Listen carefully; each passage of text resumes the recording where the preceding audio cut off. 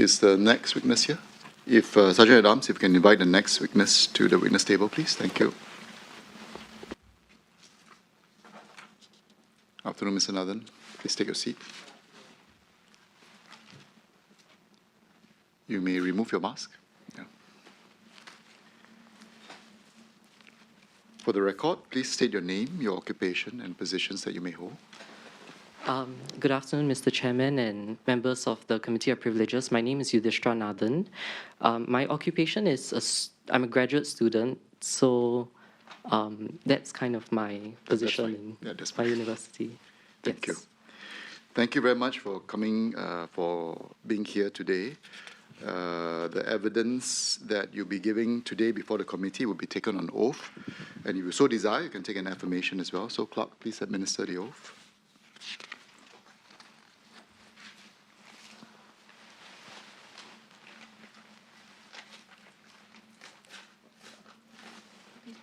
Yes, hold the affirmation on your left hand and raise your right hand, and you may proceed to recite the oath. I, Yudhishthra, do solemnly, sincerely, and truly declare and affirm that the evidence which I shall give before this committee shall be the truth, the whole truth, and nothing but the truth. Thank you. May you take a seat. Thank you. Please be seated. Now, the Committee of Privilege is looking into the complaint made by the leader of the House, Ms. Indrani Raja, against former member of Sengkang GRC, Ms. Raisha Khan, for a breach of privilege. So again, thank you for attending today's hearing to give evidence before the committee and to answer the questions which members of the committee would like to put to you. You do have a solemn obligation to answer our questions truthfully. If you refuse to answer our questions directly or attempt to mislead the committee, such behavior will be an offense and in contempt of this committee. I will now call on Mr. Edwin Tong. You have questions? Thank you for being here to come and assist the COP. I just want to give you some opening remarks in the background. You know that Ms. Han is facing a complaint by the Leader of the House. It relates to untruths spoken in Parliament and also a failure to substantiate allegations made in Parliament. That's the broad nature of the complaint. She has admitted to them, and I think you might be familiar with what happened in Parliament on the 1st of November. This COP is set up to understand the specific circumstances, fact-find, and also, in the appropriate case, to make recommendations as to the appropriate sanctions, if any. In that context, the nature and context and circumstances in which this took place would be relevant for us to consider, which is why we are inviting evidence from anybody who is able to shed light on how the statements came to be made and the events that took place thereafter. Because as you can appreciate, that goes towards the level and degree of culpability. So that's why we are taking this evidence. In the course of this session, I will ask you specific questions. I'll be grateful if you could answer them. If there's a need to elaborate and they're relevant, I'll ask you to elaborate on them. Along the way, there might also be, you might reference messages or emails or documents, and if they are relevant and subject to Mr. Chairman's approval, I will ask you to produce them as well to this COP. Finally, if there's anyone else in the course of giving your answer whom you think will be able to shed more light on relevant issues, please do raise them to us. Okay? Okay. Thank you. Thank you.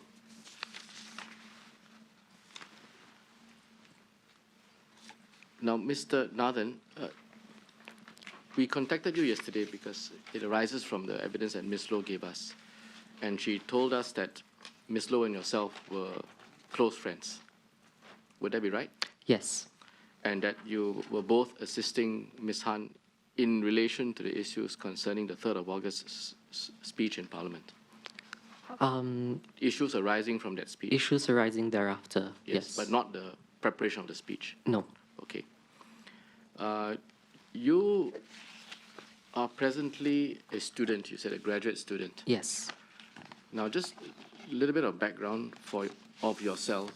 You started as a member of the Workers' Party in 2013. That'll be correct? No, I started as a volunteer of the Workers' Party in 2013, but I only became a member, I think, in early 2016.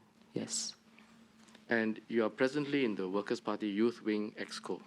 No, I'm no longer in the Youth Wing Exco because my term had expired. I see. So when was that term up? I believe, do forgive me if I get this wrong, roughly around 2019. And up to that point in time, how long would you have spent in the Youth Wing Exco?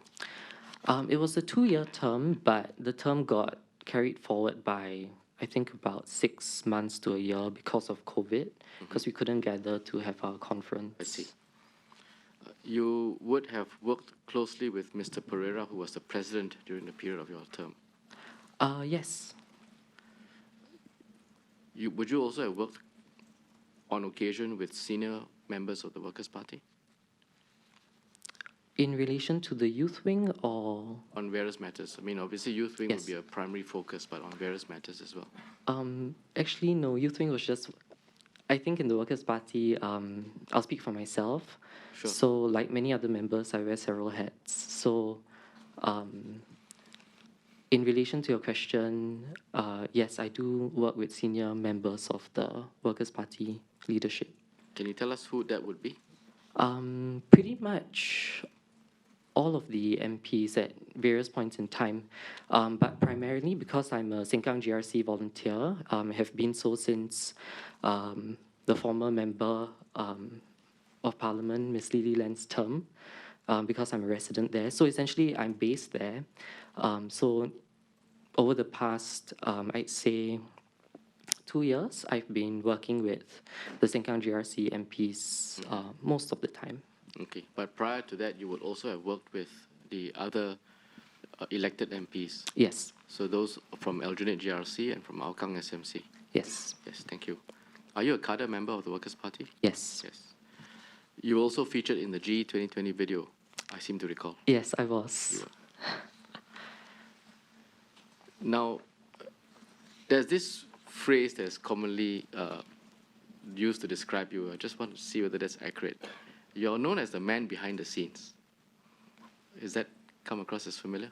I haven't heard that term being ascribed to me in particular, but I think it's fair to say that most of the members of the Workers' Party are men and women behind the scenes, so I would accept that. Okay, and it was used of you in the context that you were often around, not always in the forefront, but often supporting party events and being involved in party activities. Yes, Yes, that would be a fair description of you. yes. Okay.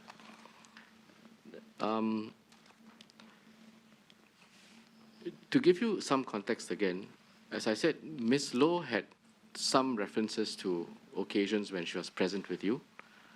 There were also some occasions where she had joint discussions with you, like, for example, across a Zoom session with Ms. Han. There would also have been occasions where she attended meetings with you, together with you. And at various junctures, she said Mr. Nathan would be best placed to corroborate certain things. So it is in that context that we've asked to meet with you. And the questions that I will ask you will focus on those areas. Ms. Han has also given evidence to this Committee of Privileges, and you will see in front of you to your right, next to the blue file, the transcripts from yesterday. So what I will do is I will refer you from time to time to those transcripts, because it's best for you, and I think best for you to hear exactly what they have said, and then I'll ask you some questions. Okay? So that's Okay. what we will be doing.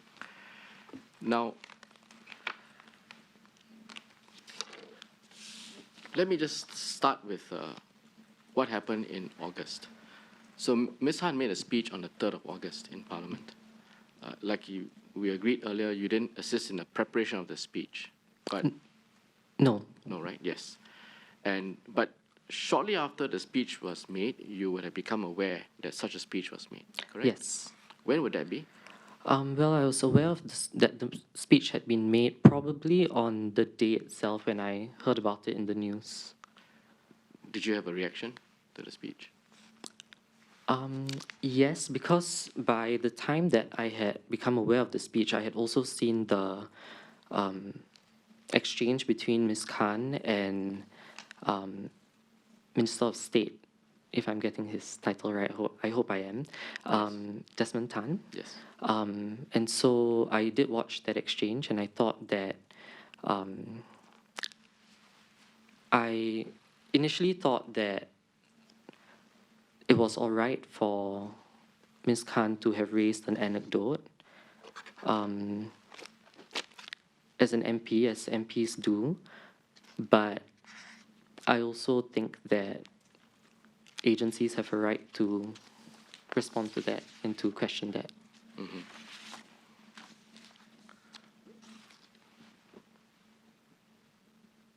At what juncture did you speak to Ms. Han at the point in time, or was it just an observation of the speech itself that you had?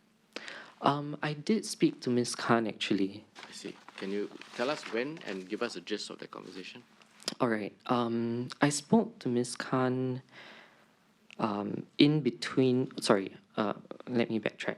I spoke to Ms. Khan just after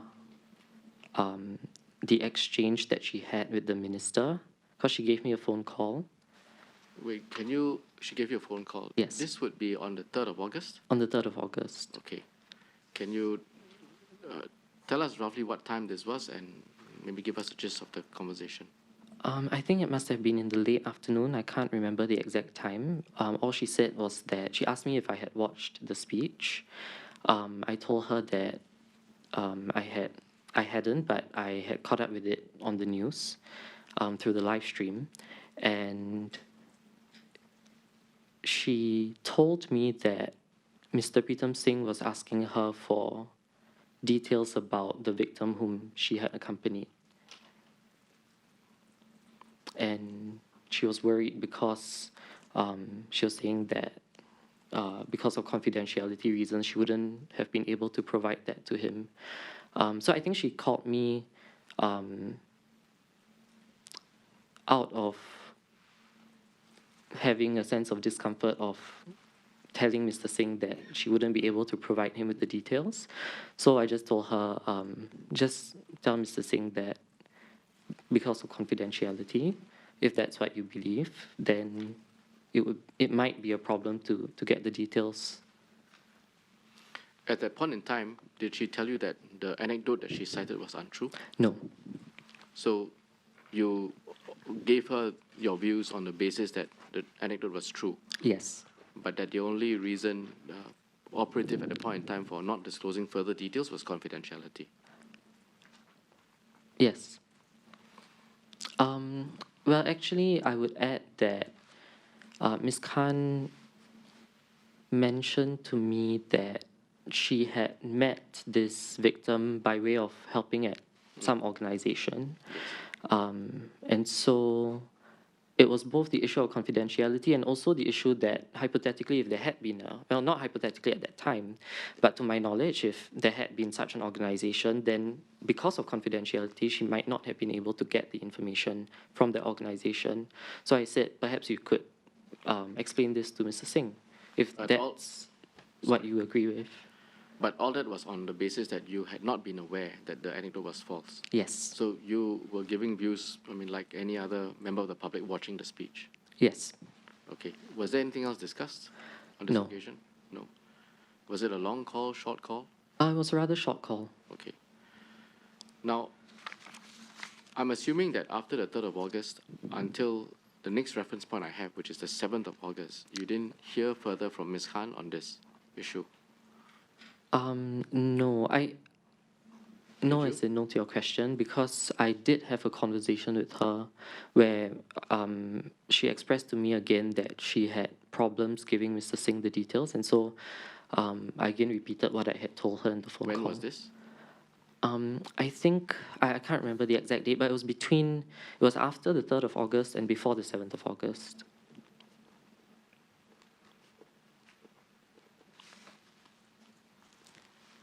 Okay. Let me now go to the 7th of August. If you see a stack of papers to the right of the blue file, could you please pick it up? To give you a sense, Mr. Nathan, these are documents which Ms. Loh had furnished to us yesterday, and they also they contain chats to which you are also privy. So if I can ask you to please turn to page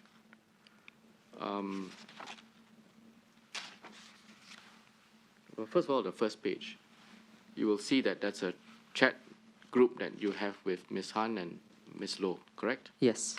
And here there's an exchange of information or comments about the speech itself. I would like you to turn over the page to page 2. On page 2, there's a chat exchange on the 7th of August. And in the evening, Ms. Han says, "It's probably one of the worst things I've done in my life." And it is not clear who this is who's responding. I can't really tell. It says, "What did you do, Ray? This sounds scary." Was that from you or from Ms. Low? Miss Low. Ms. Low. And then she says, "Perhaps if you guys are free tomorrow and come over." When she says you guys, it means Ms. Low and yourself. Yes. "I did something stupid and unnecessary." Ms. Low then says, "Is it internal and easy to contain?" Answer, "Yes, if Pritam wishes for it to be. He is the only other person besides my husband to know." "Did you resign?" "I didn't."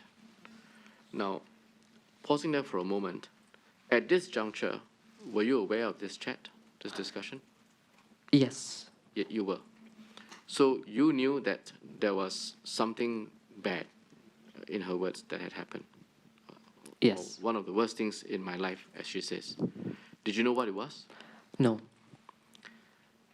But you knew that Ms. Han's husband and Mr. Singh were the only people who knew about it at this juncture.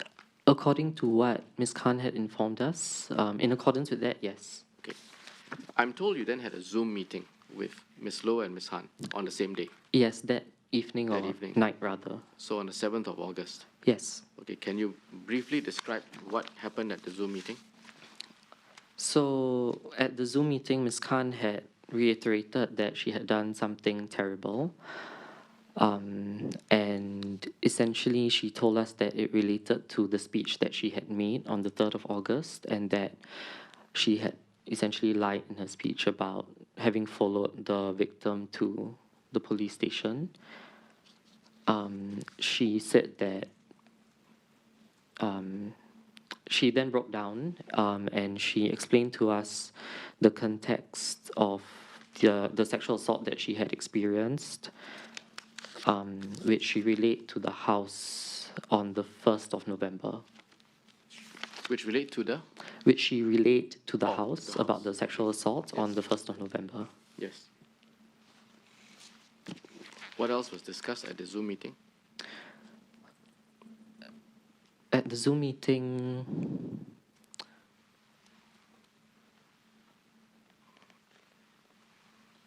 I think we had asked her who else knows about this once again, whether she had informed the party leaders, most importantly, and she said that she had informed Mr. Singh prior to our Zoom meeting, and we had a conversation about the assault, and she shared that it had occurred overseas during her university days.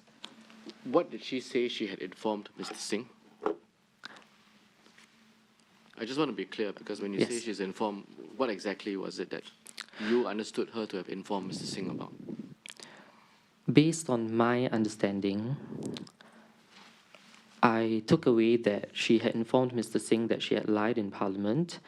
And at that juncture, I don't think I was very certain as to whether she had informed him about the assault.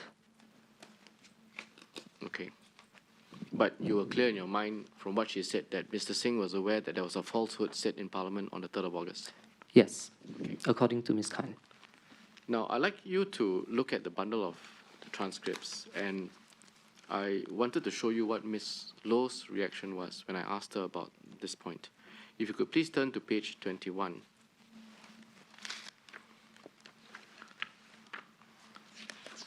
Mr.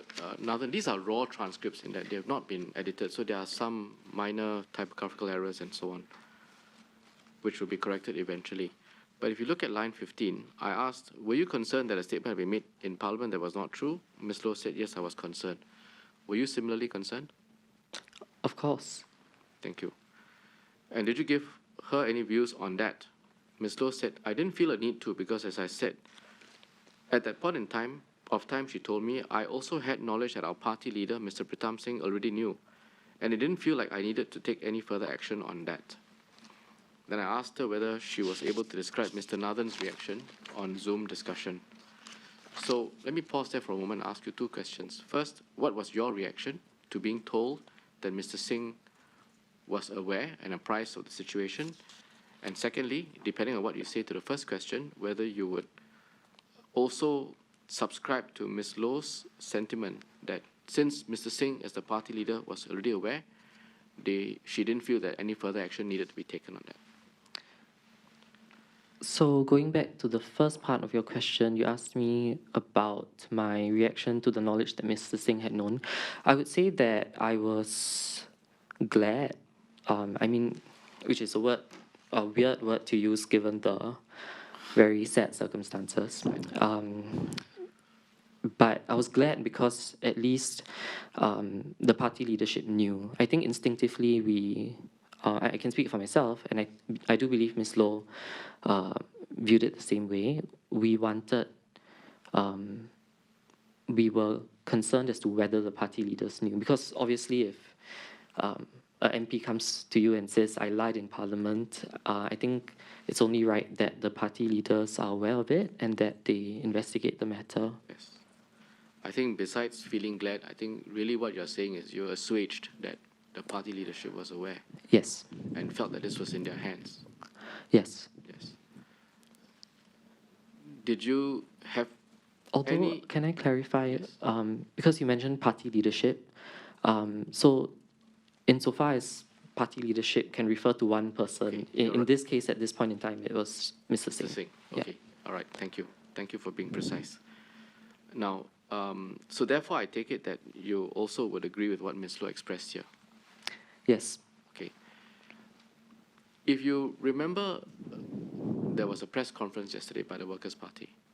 Yes. And if you like, I can show you the press report. But if you remember, there was one statement made by Mr. Singh that when Ms. Han first discussed it with him, he had to press her for the truth, and that she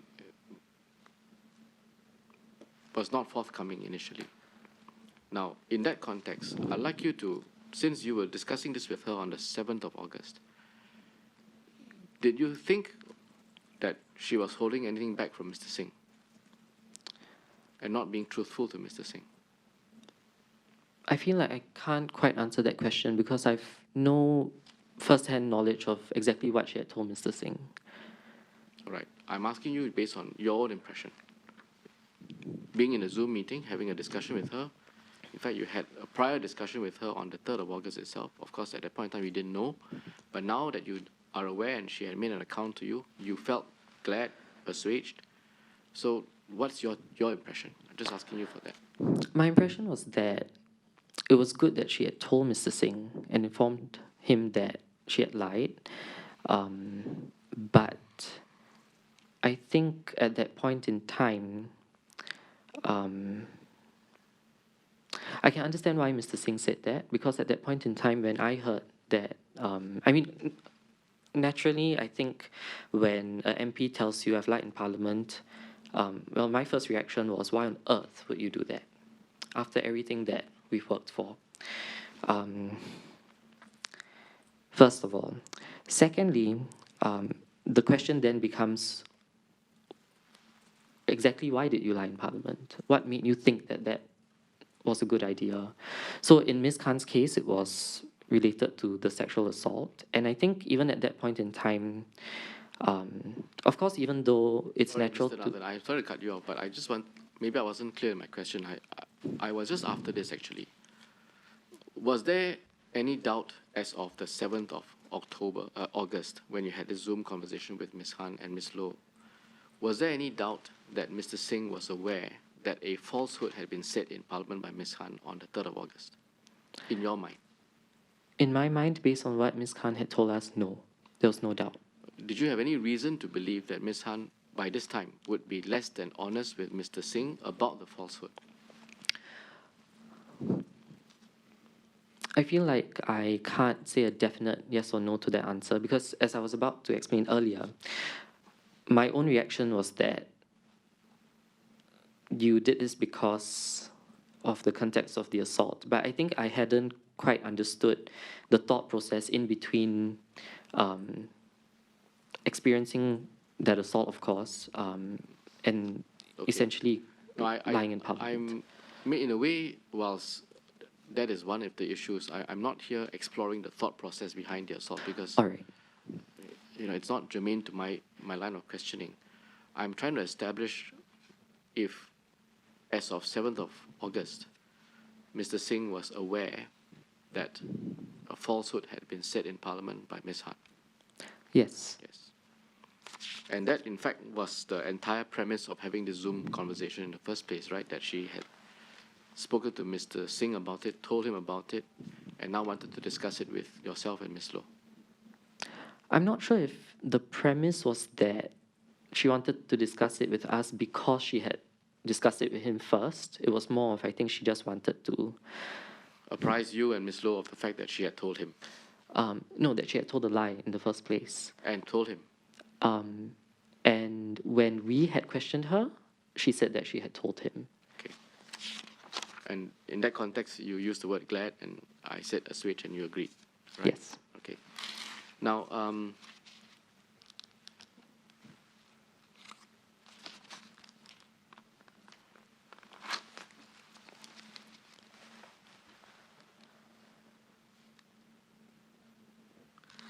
Ms. Han then said that the next day she had arranged to meet with Mr. Singh, Mr. Manap, and Ms. Sylvia Lim at Mr. Pritam Singh's home. Were you aware of this meeting before it took place? No. But you do know that they met on the next day, on the 8th of August, at Mr. Singh's home at some stage, right? I was aware on the 8th of August that she had had a conversation with Mr. Singh, Ms. Sylvia Lim, and Mr. Faisal Manap, but I'm not aware of when that conversation had occurred exactly. Okay. But my impression was that it was between, certainly between the 3rd of August and the 8th of August, inclusive of the 8th. Well, put it this way, Mr. Nathan. You had a conversation with Ms. Khan on the 7th of August, quite late in the evening, after 7 p.m., Yes. right?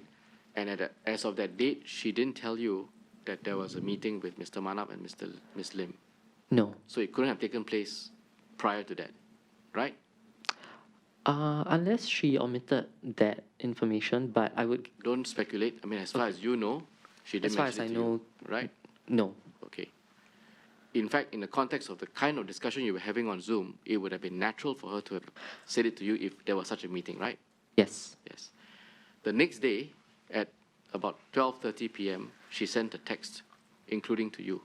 If you can pick up the same bundle again, you will see it. On page where we left off earlier, you just go further down the page. Yes. On 8th of August at 12:41 p.m., she updates. She says, "Hey guys," and I think this time round you're on the chat, right? The chat group only consisted of the three of us. Yes, okay, but it therefore means she's addressing it to your Miss Loh and yourself. Yes. I just met with Pritam, Sylvia, and Faisal. I just met, so meaning sometime on the 8th of August. Possibly, yes. I would assume that's a reasonable interpretation of what she said. What's your interpretation? When you received this message on the 8th of August at 12:41 p.m., I just met with Pritam, Sylvia, and Faisal. That it was that morning. Yes, thank you. Now I'm not trying to find ways to trip you up on language. I'm just trying to get to the facts. So I've had to establish, because you started by telling me sometime between the 3rd and the 7th. So I've had to establish that it could not have been between the 3rd or the 7th, 7 p.m. because there was a Zoom. There was this message. So I don't think we are trying to play games in terms of the language. No, I totally accept.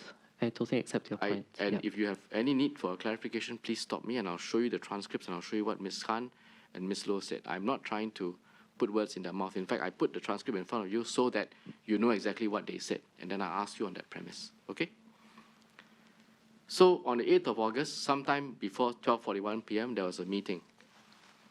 Ms. Khan has given evidence that this took place at Mr. Singh's house, for your information. Okay. And we spoke about the Muslim issues and the police accusation. I told them what I told you guys, and they've agreed that the best thing to do is to take the information to the grave. They also suggested that I write a statement to send out this evening. When you received this message, what was your takeaway? What was your impression of this message? My impression was that I was surprised because I assumed that when Ms. Khan had informed them that they would investigate the matter further, and so when they said that they would take it to the grave, as Ms. Khan had put it, I was surprised by that. Your understanding of the phrase, take it to the grave, means don't clarify the truth and let it be, correct? Yes. I'd like to show you what Ms. Khan said to me when I asked her about the same occasion. So if you could please pick up that bundle. And please, Mr. Nathan, look at page 160.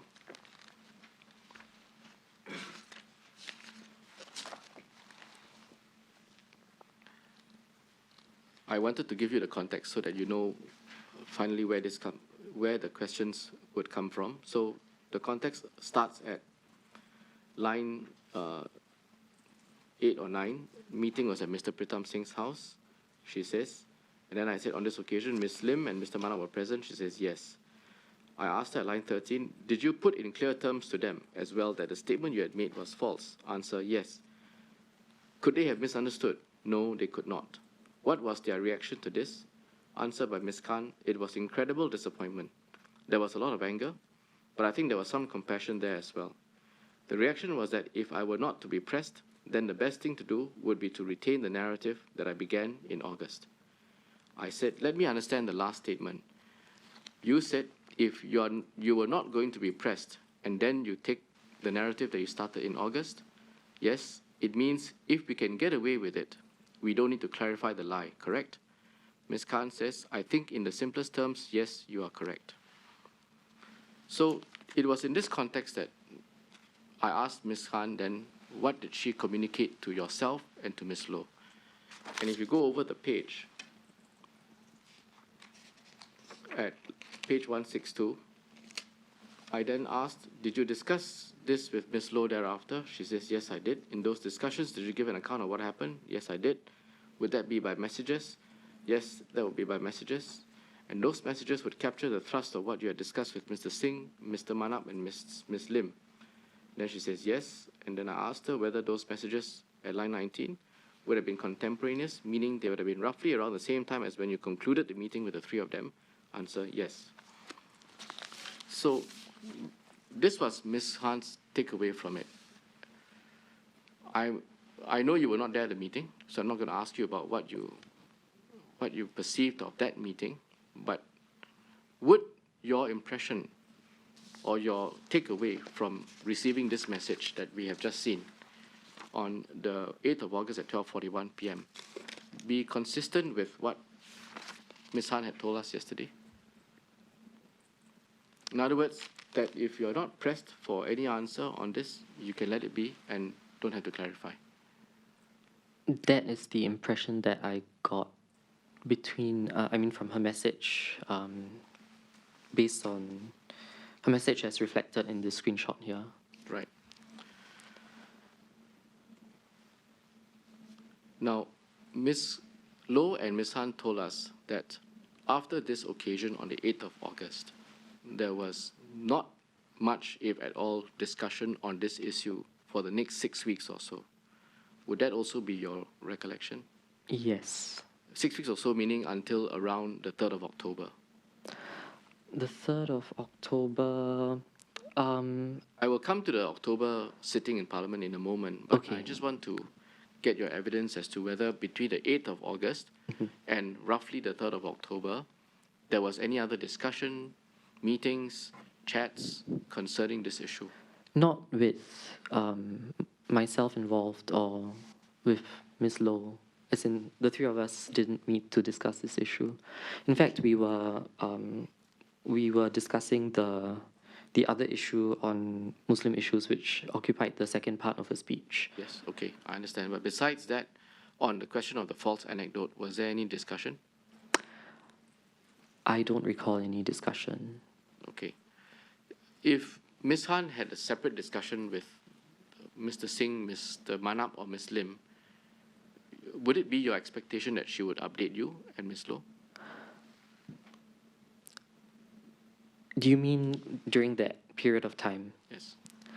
I mean, just as she did when she went to have a meeting on the 8th of August, she sent you a message almost immediately after. So my Yes. question is, the two of you on a group chat with her, from what I gather from both of Ms. Han and Ms. Loh, the three of you are quite tight, and you do spend some time discussing these issues. Ms. Loh says she cared for Ms. Han's well-being and was concerned with her, given that she felt that making a false statement in Parliament was serious.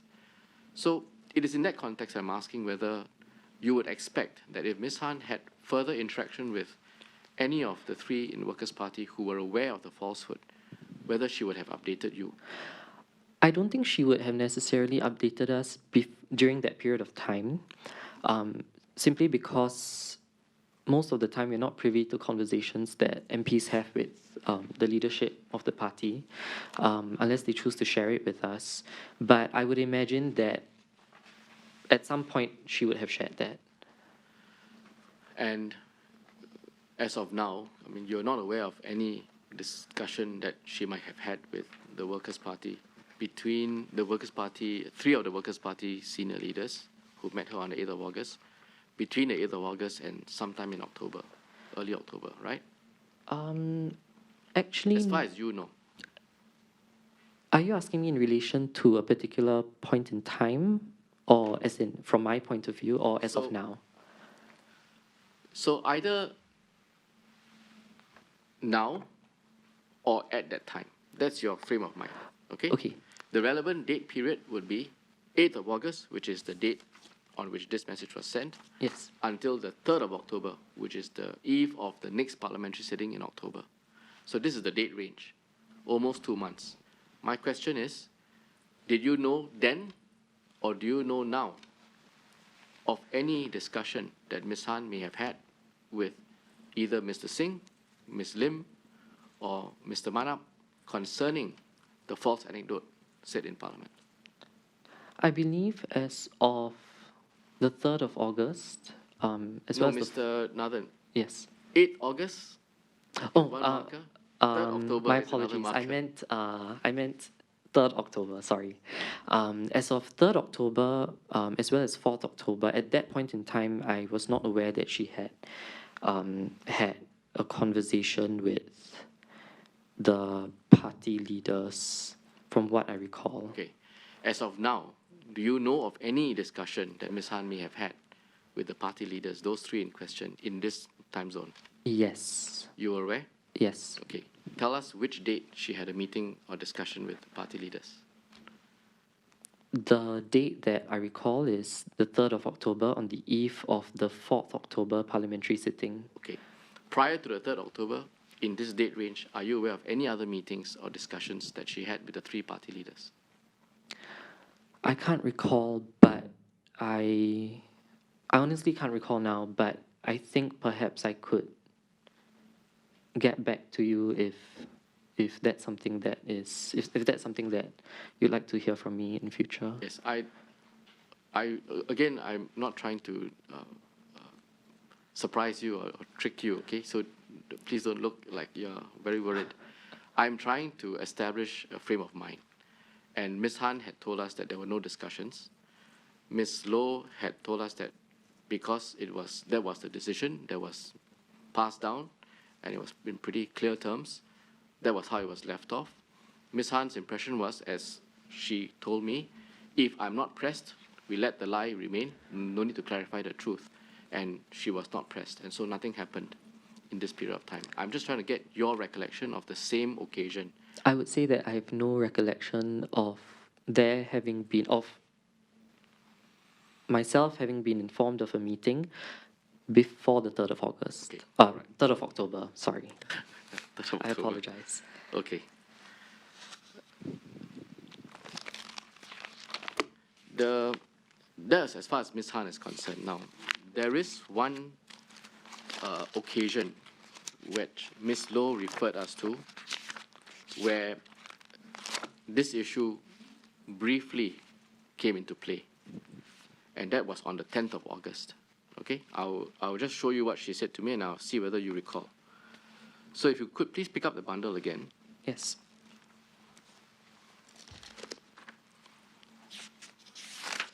And please turn to page 128.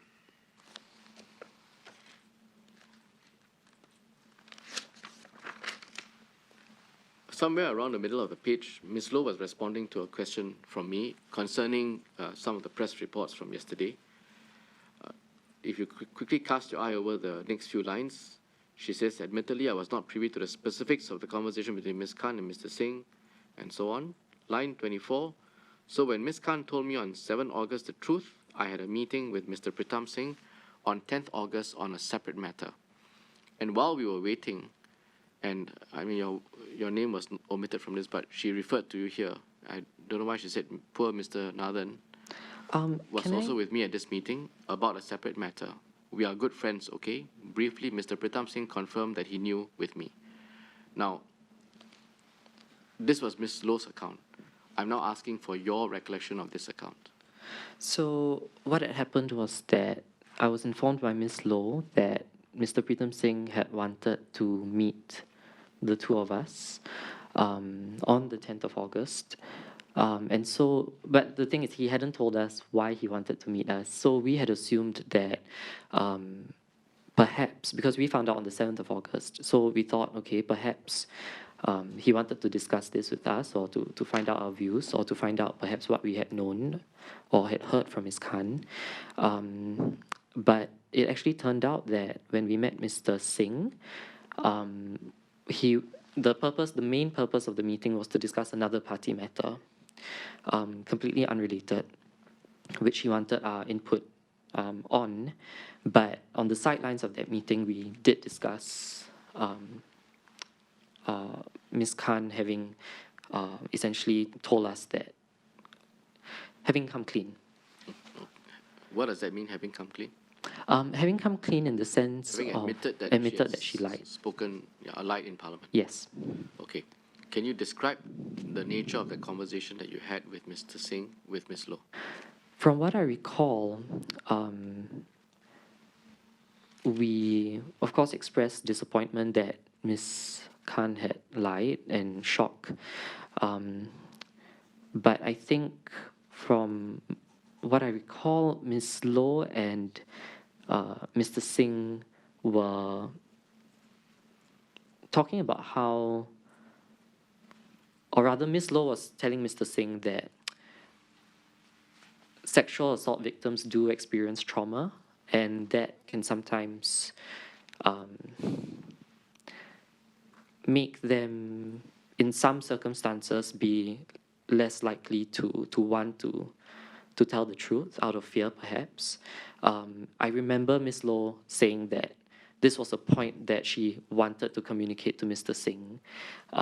Just from her own, Ms. Low happens to be someone who has good knowledge about issues of women's rights and sexual assault cases in Singapore. And so, just to summarize, my understanding of that meeting, as it relates to the lie, was that we were all on the same page in terms of knowing that she had lied to Parliament, and in terms of knowing that she had cited the sexual assault as her reason for that.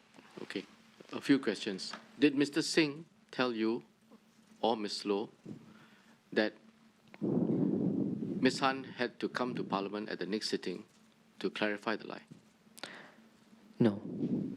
Did Mr. Singh say to you that it was important for Ms. Han to quickly inform her family of the sexual assault incident so that she could then proceed to clear up the lie in Parliament? No.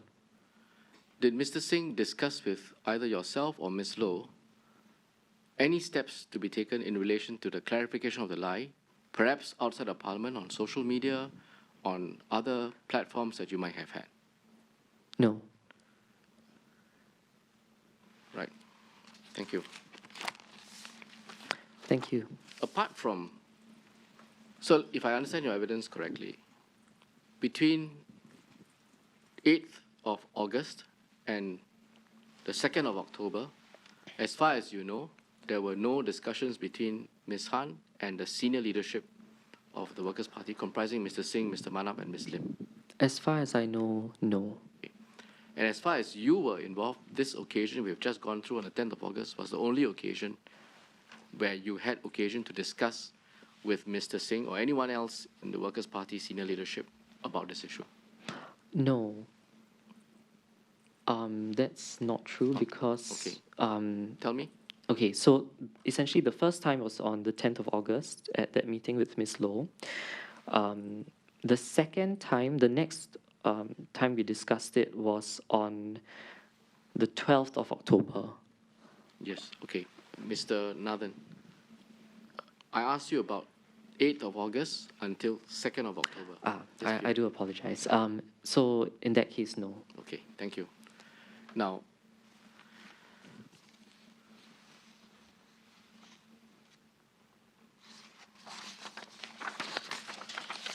I will come to the 12th of October in a moment, but I just following the chronology. On the 3rd of October, again, I know you were not present and you only learned about it subsequently, and I think it was around the 12th of October. It was on the 12th of October, yes. Just have that as a marker for the time being, but based on what you found out on 12th of October, on the 3rd of October, Mr. Singh went to visit Ms. Han at her home. Yes. Right? Were you aware of what they had discussed? Only insofar as Mr. Singh had relayed it to us, us meaning Ms. Loh and I, at his residence on the 12th of October. Okay. Did Mr. Singh tell you that he discussed with Ms. Han the possibility that the issue might arise in Parliament on the next day, the 4th of October? Yes. Yes. And did he discuss with you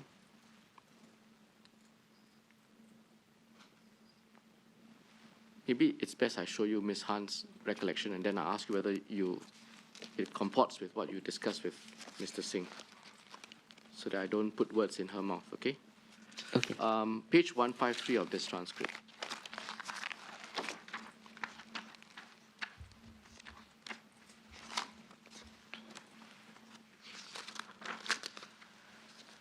So at the top, you see I started with some questions, and then I referred her to, I think this was in the context of some press statements made yesterday. And I'd like you to focus on line 13. Can you remember the occasion at which you were asked to clarify the statement before the October sitting? Ms. Han says at line 16, before the October sitting, I had a conversation with Leader of the Opposition, Pritam Singh. And the conversation was that if I were to retain the narrative, or if I were to continue the narrative, there would be no judgment. Can you tell us which date this took place, 3rd October? Where did this take place? In my house. Now, would Ms. Khan's account of it here be consistent with what Mr. Singh informed you? Yes. Okay.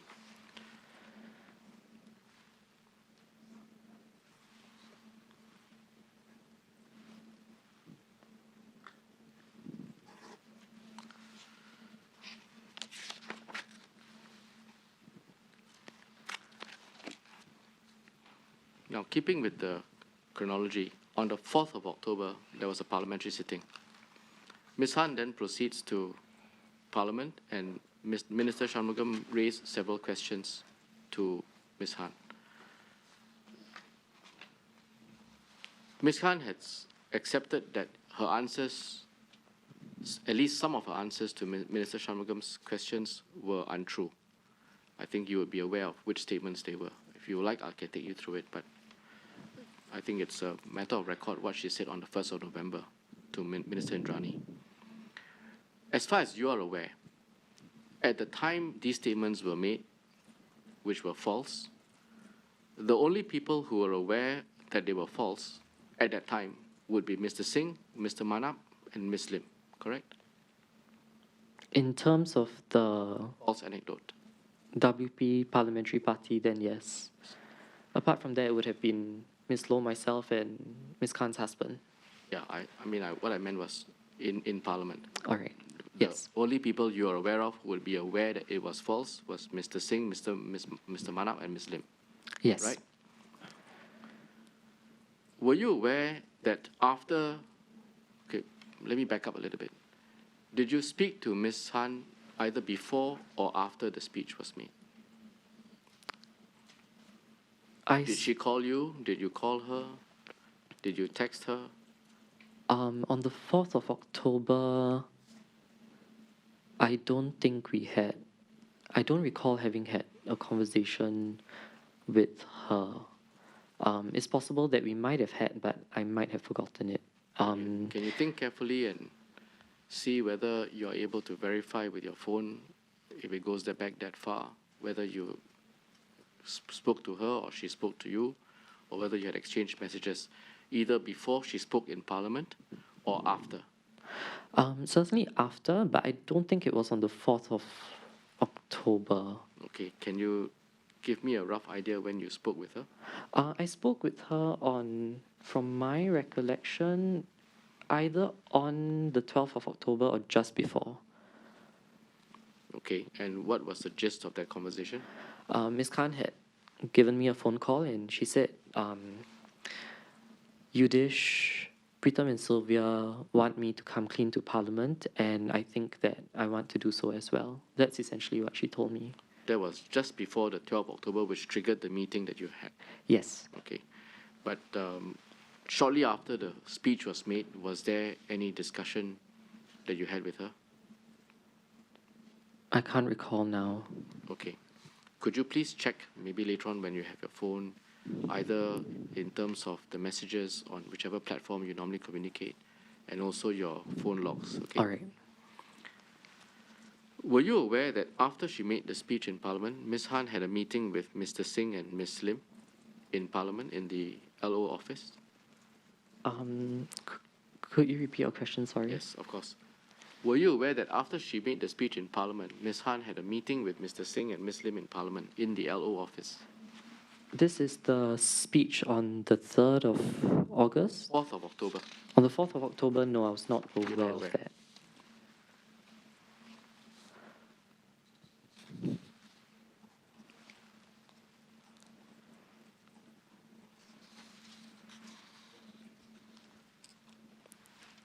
Okay, now so I'm clear, between the 4th of October and this conversation that you said took place around the 12th of October, were there other discussions you had with Ms. Han on this issue?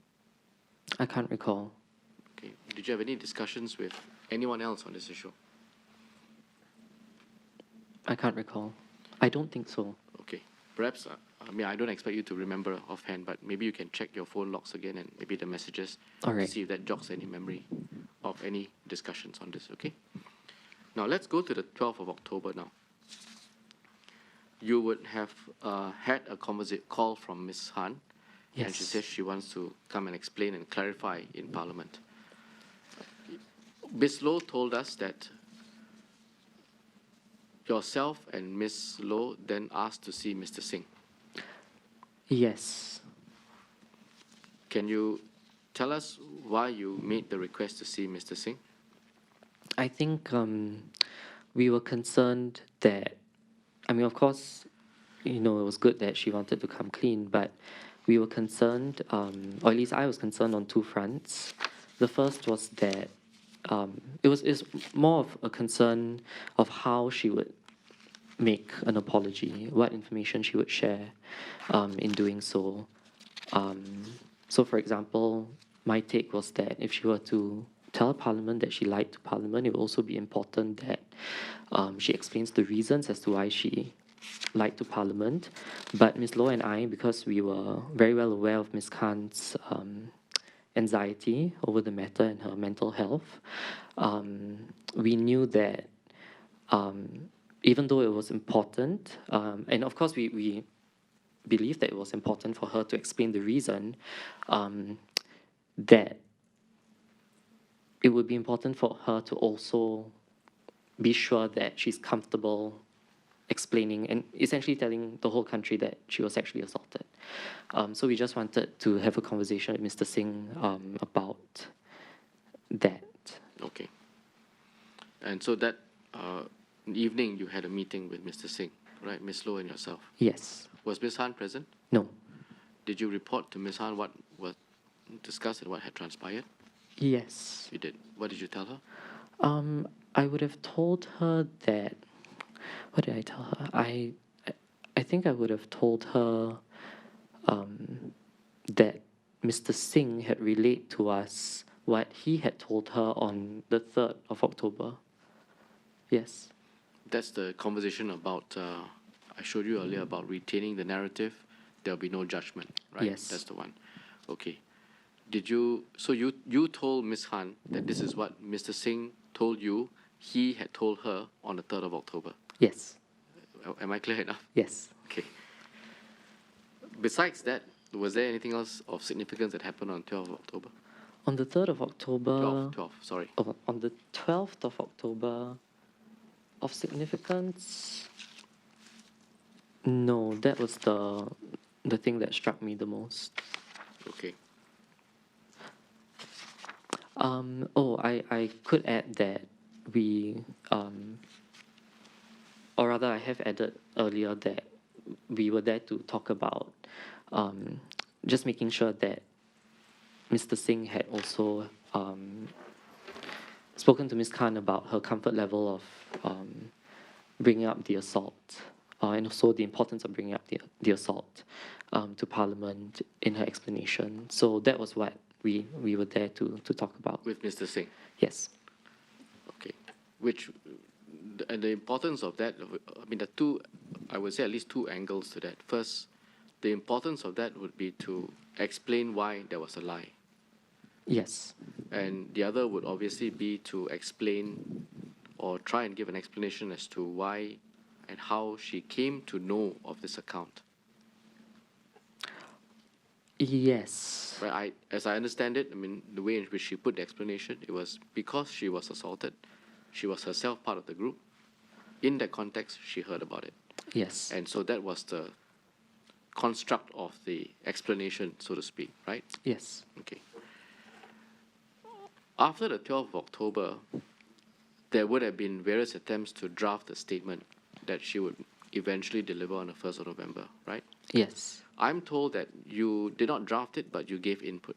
Yes. Can you just describe the process to me? Okay. What did you do? Who else gave input? What comments came in? What was the nature of the edits that were sought to be made to this statement? So first of all, Ms. Low and we gave inputs, just like how we've been giving inputs, and just like how other members give inputs to MP speeches in Parliament from time to time when we are asked to help, or indeed if we offer to help, and so. As in other cases, and like in this case, the nature of the inputs were of, say, improving the flow of the language, making sure that we could read it and understand what she meant. And so if we didn't understand what she meant, we would tell her, okay, maybe you could be a bit clearer about this part. Maybe you could rearrange certain paragraphs so that the flow is better. So we were involved primarily in that regard, but also Mr. Singh and Ms. Lim were involved in the drafting of the statement. But I should add that the statement that she put to the House, in terms of the material context of the statement, the material contents of the statement, sorry, those were all Ms. Khan's views. How was this draft edited? I mean, do you sit down together in one place, or did you send it by comments? Was it in writing? It was in writing, pen and paper. Pen and paper? Yes. Did you meet physically? We did meet physically, I can't remember how many times.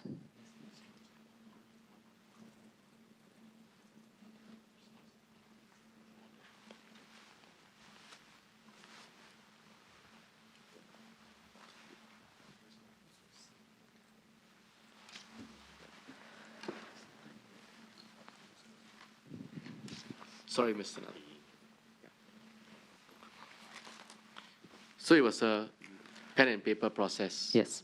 Written on drafts Yes. and coming together to meet with each other to discuss the edits. Yes. So essentially, Ms. Loh and I, we were there. We contributed to some of the edits, but my understanding is that there were drafts going between Ms. Khan and Mr. Singh. Or rather, Ms. Khan would report her draft to Mr. Singh. Okay. So there were quite a number How of many drafts. meetings were there I can't remember the number of meetings, but that you attended? How many? that I attended, I can't remember the exact number, but one meeting does stand out because at that meeting, all of us were present. Ms. Khan, Mr. Singh, Ms. Lim, Ms. Loh, and myself. At least one meeting, all of you were present. Yes. But there were other meetings where not all of you were present. There were other meetings where I don't. So the reason why I'm the reason why I can't remember is because we had so Ms. Loh, Ms. Khan, and myself, we had communicated back and forth about Ms. Khan's concerns about her language in the draft. So I can't remember how many meetings we might have had. Okay.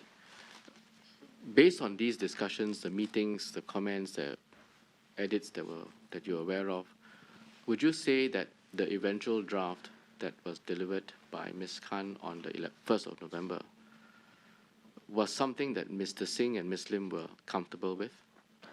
Yes. Because they gave their input, and you said there were many drafts, presumably to reflect the different edits. Yes. Okay. Prior to this call that you had with Ms. Khan, I think you said on 12 October, or perhaps shortly before that, where she said, I'm now going to clarify the statement and tell the truth now. Were you aware of any other occasion on which she had articulated that desire or that intention prior to 12 October? Prior to 12 October, not very explicitly, but Ms. Loh and I had conversations with her. Because, as Ms. Loh had put it to me yesterday, her sense was that it's better to come clean in Parliament about the falsehood. Was that also your view? Yes, and also Ms. Loh had the view that Ms. Khan should account to the WPCC. Okay, yes, she did tell us that. Yes. But that was something between the three of you. Yes. But did on any other occasion, did Ms. Khan say, to your knowledge, say to the Workers' Party leadership that she was going to clarify the truth prior to 12 October? No, not to my knowledge. Were you aware of any occasion on which the Workers' Party senior leadership, any one of them, telling Ms. Khan to do so prior to 12 October? Prior to 12 October, instructing her, telling her no. In the press conference yesterday, there were several articles which picked up Mr. Singh's comment to the press, where he had said, and I'm quoting this from memory, my colleague will try and find the relevant portion, where he had characterized the instruction to Ms. Khan to clarify the untruths in the October sitting of Parliament as an order, in inverted commas, an order. To your knowledge, was this something that Ms. Khan had shared with you? No. From your interaction with Ms. Khan, and I'm talking about starting from 8 August, we went through that, all the way through to 3rd October, 4th October, and you said that there might have been a conversation just before 12 October. In this period of time, it would have been inconsistent for there to have been such an order for Ms. Khan to clarify in Parliament in October, would it not? It would have been inconsistent, yes. Because we are talking about a message that was sent which says, take the information to the grave in August. Nothing was heard thereafter for the next 6 weeks. In October, there was a discussion which says, you retain the narrative, there'll be no judgment on you. On 4th October, the statement was repeated in Parliament.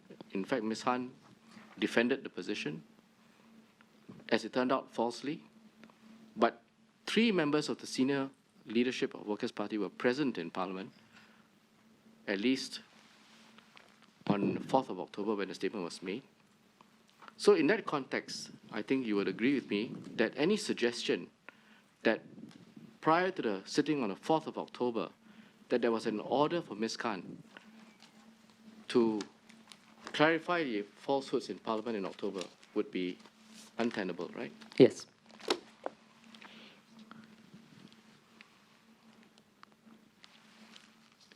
Earlier on, I talked about a CNA article. I just want to, for completeness, read it to you so that you understand where I'm coming from. This is what I read to Ms. Loh yesterday as well. There was an article which quotes Mr. Singh yesterday as saying,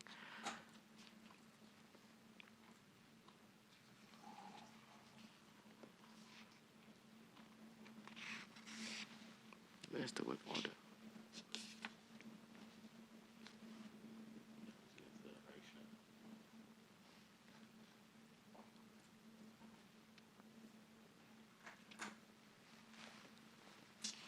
Sorry, Mr. Nathan, just give me a moment. No worries.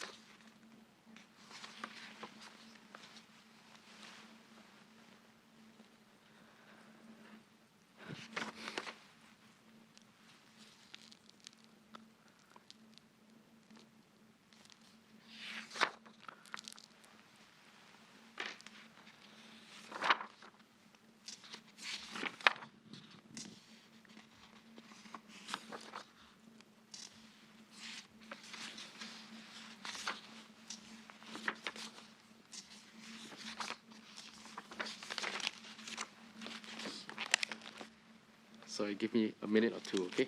No worries at all. Try to find it.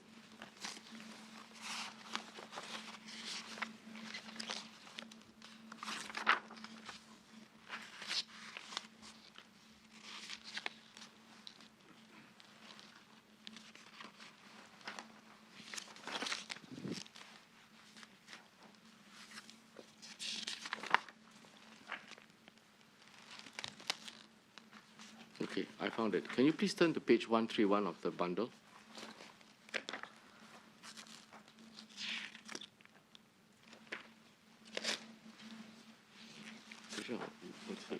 Sorry. To give you context, at 130, I was quoting from a CNA report. I said that at page 130, line 3 and line 4. So I read various portions. The portion I'd like you to focus on is at 131, where I said at line 10, let me quote another portion to you. When asked why the claim was allowed to remain, I think the word is unchecked or unclarified, Mr. Pritam Singh said, and I quote, each is a leader in his or her own right, and if you have done something wrong, it is your responsibility to set the record right. But only Raisha knew the truth of what she had said and what she had experienced, and it is up to her to clarify on the record, and I think that would have been adequately communicated through her personally.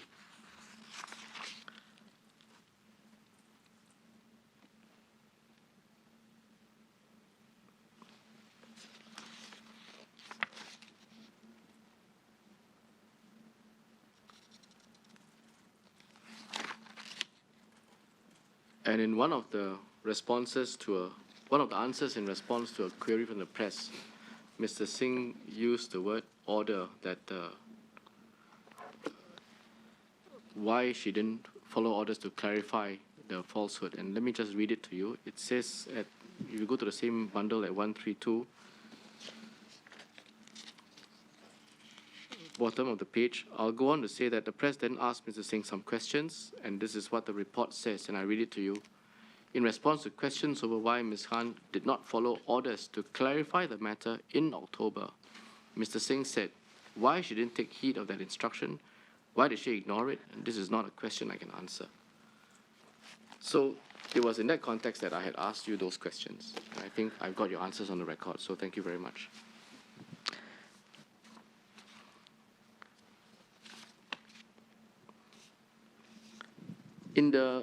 Just to pick up on the chronology again, in the WhatsApp chats that Ms. Loh had given to us, there was one reference to a 22nd October meeting to discuss the draft of the statement that will be delivered in Parliament. So I take it that at least on that day, there was such a meeting, and Mr. Singh says to Ms. Low, let Yudhishthra know as well, that presumably is you and you were present at the meeting. So that at least on 22nd of October, there was such a meeting, correct? Yes. So that was the meeting that I referred to earlier. Yes, where you met together and you, I think Mr. Singh was present, Ms. Lim was present. Yes. And you exchanged comments on the draft, and there were some handwritten notes, and settled on the drafting. Yes. But I assume after that there would have been further additions to it, right? After that, there were further additions, but Ms. Low and I were not aware of all of those additions. Okay. The next date in the timeline is on the 1st of November, when Ms. Han makes her speech in Parliament. Did you watch that speech? Yes. So you followed the series of questions that followed thereafter? By the Leader of the House. By the Leader of the House? Yes. Okay. And thereafter, the Workers' Party issued a statement from the Secretary General. Are you familiar with that? Yes. Ms. Low told us that she felt that the statement, and I think it's a point we'll get to when we talk about when you went with her to see the disciplinary panel, she felt that the statement could be broader and could inform the public of the details that were already known to the senior leadership of the Workers' Party at that point in time. Is that something you would agree with as well? It does pain me to say this because it relates to my own party's senior leadership, but my answer is yes. And the reason you say yes is because the statement issued immediately after the 1st of November when Ms. Han made her speech, in fact, shortly after that, the tenor of that statement appears to draw a line between what she did, what she knew and what she did, and the rest of the party. Would that be a fair statement? Can you repeat that again? I'm very sorry. Sure. I said the reason you said yes is because the statement issued immediately after 1st November appears to draw a line between what Ms. Han did and knew and the rest of the party. And I asked whether that would be a fair statement. I don't quite understand what you mean by with the rest of the party. It seems to suggest that no one else was involved in managing this process. No one else was involved in understanding and knowing that this was untrue. It appeared to suggest that, hey, this is the first time we became aware of it as well. And you know what? An MP should not be speaking untruth in Parliament. There was no suggestion that actually, from a very early stage, Ms. Han had informed her senior party leaders, worked with them to devise a solution, listened to them, sought their counsel, and acted in accordance with the guidance that they had given. That's where I'm coming from. Would you agree with that? Yes. On the 2nd of November, the Workers' Party set up a disciplinary panel. Were you surprised that there was a disciplinary panel set up? I was surprised that it was set up at that point in time. And the reason you're surprised is because if there is discipline to be meted out, it ought to have been an inquiry that should have been done earlier. Yes. Correct? Because the very people who sit on that disciplinary panel, the same three people, were the same three people who were aware as of the 8th of August, some 3 months prior to this, that what she had said in Parliament was false and that she had continued to repeat this falsehood 2 months later. And I think that's where you're coming from, correct? Yes. On the 4th of November, it's a Deepavali, Ms. Low informs us that she was present at Ms. Han's home. Were you also there? On the 4th of November, I can't remember if it was on that particular date, but Ms. Low and I did pay a visit to Ms. Khan. Okay. Were you aware of many visits to Ms. Khan's home with Ms. Loh? Because if not, then it's likely that they are accurate that this was Deepavali. She was quite clear about that. We didn't have many visits to Ms. Khan's home, so it was probably that. Probably. But I hesitate to confirm because I celebrate Deepavali and I didn't celebrate this year, but I would have thought that, okay, I would have remembered that it would have been on that day. I understand where you're coming from. She told us that well, first of all, Ms. Khan was down and she wanted to be with her. And secondly, she was also aware that Ms. Khan had been summoned to see the DP and she had also been asked to provide some evidence. Do you recall that? Yes. And the purpose of that visit was, well, first of all, to be with her and comfort her, and secondly, to discuss the nature of the proceedings that would take place and what position she might take. I would say that our purpose really was the former, just to keep her company, but naturally, because this was forthcoming, we discussed it. Okay, I understand. Now, I want to get to the 25th of November. But before I do that, I'd just like to ask if you remember any occasion of significance concerning either the false anecdote or the disciplinary panel or anything that arises from the speech on the 1st of November. Anything of significance between the 4th of November and the 25th of November? Between the 4th of November and the 25th of November. Yes. 4th meaning what I regard as a meeting at her home on Deepavali, which you may or may not agree to. And then the 25th, which I believe is the date at which yourself and Ms. Loh went to see the DP. The only thing of significance that I remember was the message that we got on 10th November. Inviting you to to all Workers' Party members. Okay. To make submissions. Okay.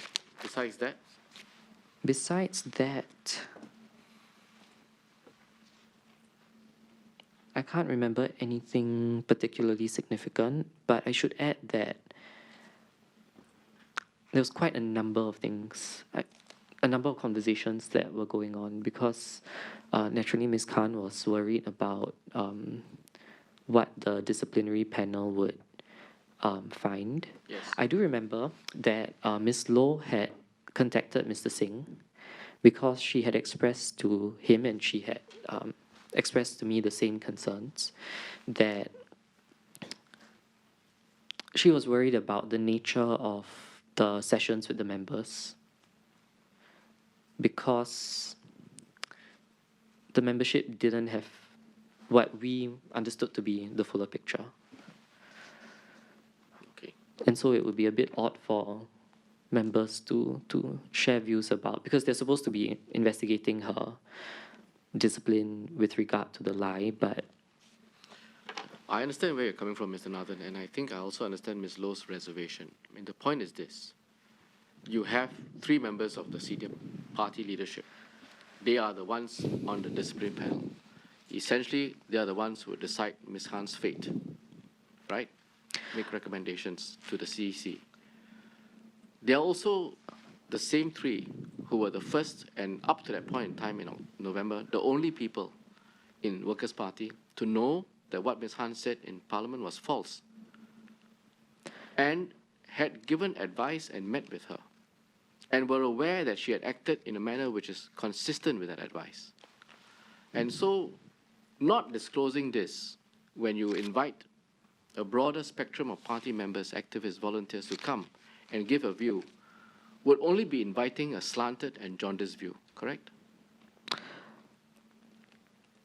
I would say that, can I respond to that in 3 parts based on what you just said? The first is that I think you mentioned that they ultimately have, let me rephrase because I don't want to misquote you, but you suggested that the 3 of them would have decided her fate. I think technically, if she hadn't resigned, then it would have been the CEC, technically, but I think the 3 of them would have had influence simply because... What I meant was, if you look at the terms of reference given to the DP, they are supposed to fact-find and make recommendations as to what to do with her to the CEC. In my view, the DP is almost like analogous to this committee in that eventually you come up with a recommended penalty, and then just as how Parliament would debate the report of this committee, the CC would then debate the findings of the DP and vote on that recommended penalty. So that's the first thing. The second thing that you mentioned was that the three of them were the only ones in the WP to have had knowledge.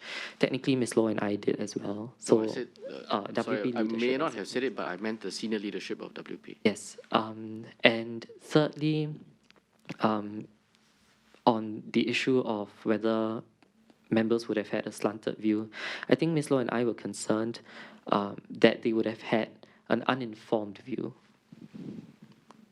Well, we use different words, but I think we all know.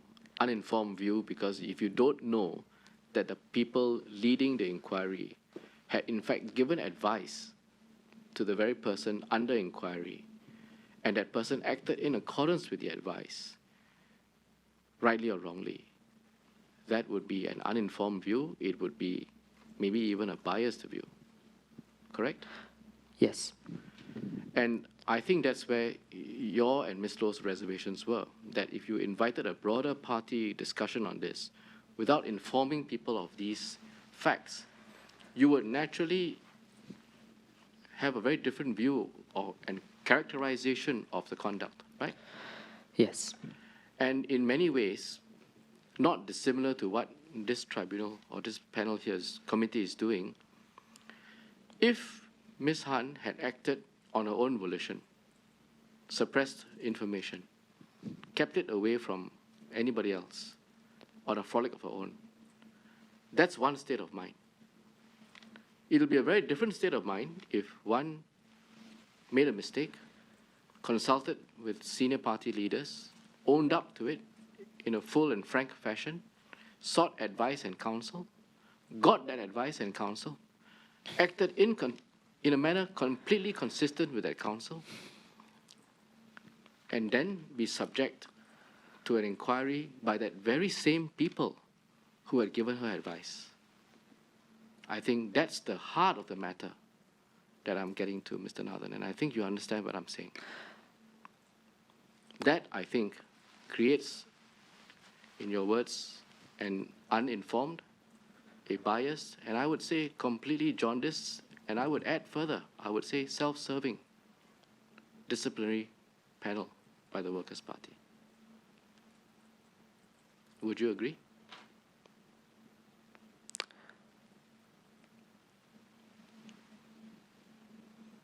I think that in the context of everything that did transpire and did occur, it does pain me to say this, but I would agree. Thank you. I understand where you're coming from, and I thank you for your candor. But it is important for this tribunal to appreciate the gravamen of the situation and to understand the relative culpability of the different individuals and the circumstances. And I think that's what this inquiry is here for.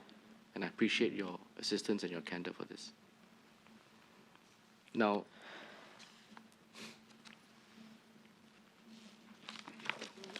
to just make sure that we close the loop on the earlier point, Ms. Low told me that she had sat with you and prepared for this meeting on the 25th of November before you went to see the DP. Would that be right?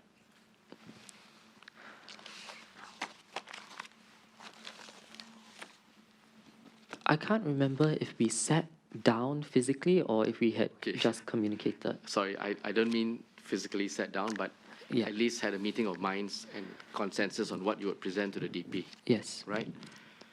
And if you could please look at the bundle at page 91.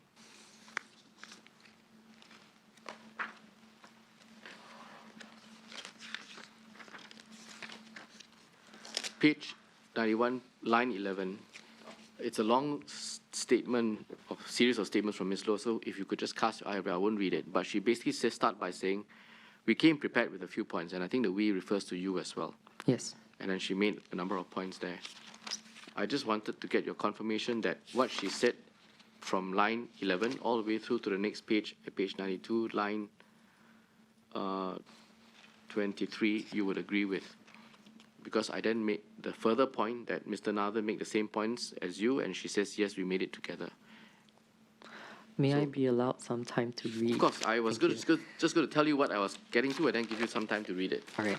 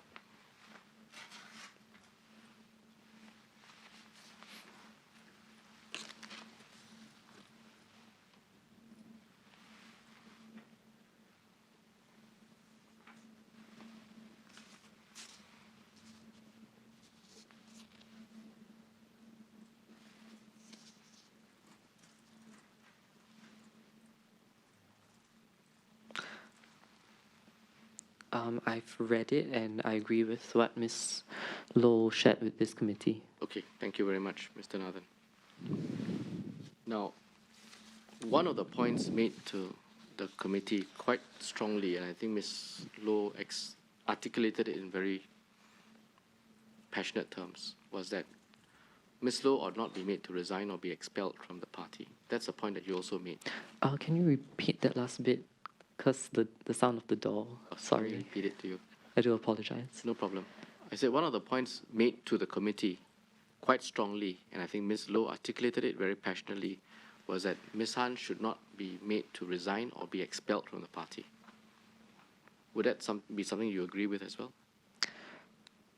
I was of the view that Ms. Khan should have continued as an MP, in spite of the mistakes that she had made. But I was also personally of the view that if the CEC had decided that she should be expelled, then so be it. Okay. Were you aware of the meetings or interviews that Ms. Han had with the DP? Yes. Can you share what you know and also how you know? Presumably you would have heard from her. I heard directly from Ms. Khan. Okay. Can you give us a perspective when it took place, what was asked of her, what she was asked to produce, what comments were made to her at these sessions?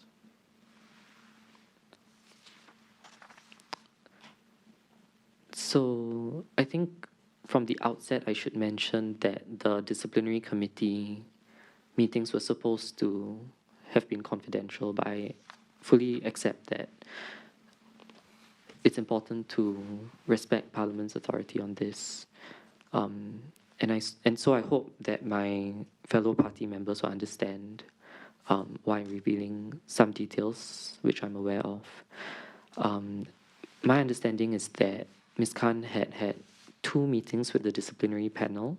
The first was before before the panel had commenced meeting members to seek their views. And in that meeting, Ms. Khan had prepared for the meeting, assuming that they would have asked her about the details of her involvement in the support group, the details of essentially what she had shared in her personal explanation to the House on 1st of November. I'm not sure if they did ask her about that, but from what Ms. Khan had relayed to Ms. Low and I, they had instead focused on other aspects of her handling her job as Member of Parliament. So that was the first meeting. My view, or rather, according to my knowledge, I don't think there was supposed to have been a second meeting, but Ms. Khan had appealed to the panel, in particular to Mr. Singh, to have to meet them a second time, and she had done so because she had wished to share with them her plans for, well, first of all, her achievements as an MP over the past 1+ years, and secondly, her plans for Compassvale should she have been essentially, should she have continued as a MP. Okay, thank you. Do you have a rough date of the first meeting? If you don't I know the date can't itself. remember the date of the first meeting. The second meeting, I think Ms. Han told us, took place on the 29th of November. 29th of November, a day before she resigned. Yes. That was Monday this week. Right. Monday, I do apologize. Was it a Monday? I've lost track of time because so many things have been happening at a very quick pace. Yes. But it was in the morning of that day. 29th, okay. Now, thank you for that. Let me ask you a few questions. First of all, the expectation that she would be asked about the support group that Ms. Han had would have arisen from the request by the DP to meet with her, right? Yes. Ms. Han shared with us yesterday that she was asked to produce evidence of that support group. There was an email that was sent to her. Did she tell you? She did tell us that there was an email. I believe it was from our party chair, Ms. Lim. Yes. But I can't remember the details of that email. But I do remember that after having received that email, she was of the view that she was supposed to furnish details on what she had told Parliament. Yes. But instead, when she went to this meeting with the DP, there was hardly, if at all, any questions on the support group. Based on what Ms. Khan had relayed to us, yes. Right.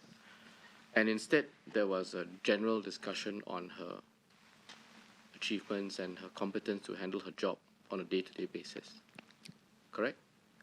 Based on what Ms. Khan had relayed to us, yes. Right. And the discussions on the events in question which gave rise to the DP, i.e. the false statements in Parliament, and the conduct surrounding thereto, in your discussions with Ms. Khan, did she tell you whether they were gone into at all or in any fashion? I can't remember if she had, but what I do remember is that she was very surprised that either most of the time or all of the time, I can't remember, they had focused on her conduct as an MP more generally, more and broadly. Not on the and not on the events surrounding the false statements, yes. which I would suggest to you is odd, given that the entire terms of reference of the disciplinary panel was, and I read from the Workers' Party's media statement, was that the CEC has approved the formation of a DP to look into the admissions made by MP Yudhishthra Khan on 1st November, arising from an earlier speech made by the MP in Parliament on 3rd August 2021. So to go into general conduct of achievements and activities and accomplishments as an MP in general terms, and not covering these specific points about the falsehood, would that not strike you as being odd? To be fair to the disciplinary panel, I think in assessing her conduct after her personal explanation on November 1st, and in context of that, I think it's reasonable to expect a disciplinary panel to also look at other areas, but I was surprised that it seemed like the relative degree of importance given to the context of the lie and the context of her broader conduct was lopsided. Yes. So what you're saying is that it's not unreasonable to expect a general inquiry into what else you've done, because that goes towards mitigation, perhaps, that goes towards what's the appropriate sanction. But it is odd that the thrust of the discussion was on that rather than the primary issues for which the DP was set up, right? I did feel that, yes. And one reason possibly is because the very same three people involved in DP already had fair, detailed, intimate knowledge of what had gone on. I did feel that, so as I mentioned, when we found out that a disciplinary panel was going to be formed, I did share earlier that I was surprised at that point in time. And one of the reasons why I was surprised was because technically they know the details. So So you what would does it assume inquire that, about? so you would assume that if a disciplinary panel were to be called, that they would inquire about further details, Which they did not in this case. which, to my understanding, based on what Ms. Khan had said, they either did not or perhaps they did, but to a very small extent. Okay. And because the thrust of this first meeting was on her general accomplishments and her work as an MP on the ground in Compassvale, it prompted her to have to come back a second time to make a request to see them to explain her accomplishments because she had not been given notice that would be the issue on the first meeting, right? I would agree with that, yes. Right. And she then went to this meeting and she told us that she prepared, did some homework, made a presentation on what she had done and what she hopes to achieve, and made a presentation on the 29th of November in the morning. Now, up to that point in time, and the reason I'm asking you this is because I'm trying to evaluate the events that quickly unfolded thereafter. Did Ms. Khan discuss with you and tell you that she intended to resign her position as an MP? Minister Tong, I think that the truth is that Ms. Khan did not want to resign as an MP before 30th of November because she had told us that she wanted to continue serving her residents because I quote, if I may quote her, she said, "I have a duty to my residents." Yes. And I mean, you know her directly and have spoken with her, but I, looking at it from the outside in, looking at what she has done, and her conduct on the 29th of November in wanting to come and persuade the DP, despite being somewhat blindsided by the first meeting, that there was a discussion on her general achievements, came back and made a presentation and basically was a stout defense of her position and looking forward and telling them what she intends to achieve as an MP. That's far from the conduct of someone who has thrown in the towel and wants to resign, right? Yes. And so, between the 29th of November and the 30th of November, what changed? Between the 29th of November and 30th November, based on my understanding due to a conversation that I had with Ms. Khan after her second interview with the disciplinary panel, she informed me that after she had told the panel about her plans for Compassvale, the panel had, I'm not sure if collectively or if it was one or two of them, had suggested to her that she may want to consider resigning because she had lost the confidence of her colleagues. Did that suggestion affect Ms. Khan? Yes. Can you give us a bit more detail as to how it affected her? I should add, yes, in my view, in my opinion. It affected her because in that phone call that she had with me, it almost seemed as if she was very, she went into the meeting. In fact, before the meeting, she was telling me that she was nervous to present this to the disciplinary panel. And I was telling her, what do you have to be nervous about? I mean, if you really want to continue being an MP, then, go for it. And so she had gone in, I think, with the hope that they would hear her out. And so when I had that conversation with her after, she sounded rather disappointed that in spite of the fact that she had tried to address the concerns about her general conduct as an MP, and her general competence in different areas as an MP, that was what she had heard from the panel.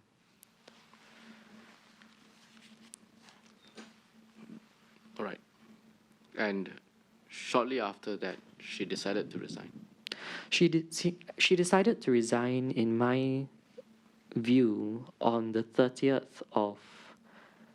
Okay, so essentially, after she had come out of that second meeting, she started asking herself, what are the odds that the party, whether it's the CC, the broader membership, the leadership, what are the odds that they wanted her to continue on? And I think she felt that the odds were quite low. And so she, in my view, that's why I think she decided to resign the next day. The odds of her being able to receive continued support from the party, is that what you mean? Was quite low. Meaning to say, if she were to continue as an MP, well, first of all, whether she'd be able to survive the CC vote on the 30th of November. And by survive, I mean not be expelled. And secondly, in terms of whether, even if she were to survive that vote, whether she would be able to have a good working relationship with her parliamentary colleagues from the party, as well as whether the membership of the party would accept her staying on. Okay. So these, to my knowledge, based on my conversation with her on the 29th of November, was what was going on in her mind. Yes. I mean, to that, I would add a key consideration must surely be that if the party, and represented by the most senior of the party members, are coming to you and asking you to consider resigning, I think that's a very strong signal, isn't it? I'd say two things. Firstly, to be fair to the senior leaders of the party, they didn't explicitly instruct her to resign. But secondly, given their seniority, I think that... You see, the thing is, I don't for a second believe that the CC of the Workers' Party are a monolith. I think they all have their own minds and they can make decisions by themselves. But I think naturally, if you've lost the support of, or seemingly lost the support of your party leadership, then that would spell the end of the road. Yes. I mean, to your point that they didn't explicitly ask her to resign, I mean, I think you and I know that you don't quite need to spell it out in many words. Here you have the senior party leadership in whatever form of language. I think the message was quite clear, right? I think that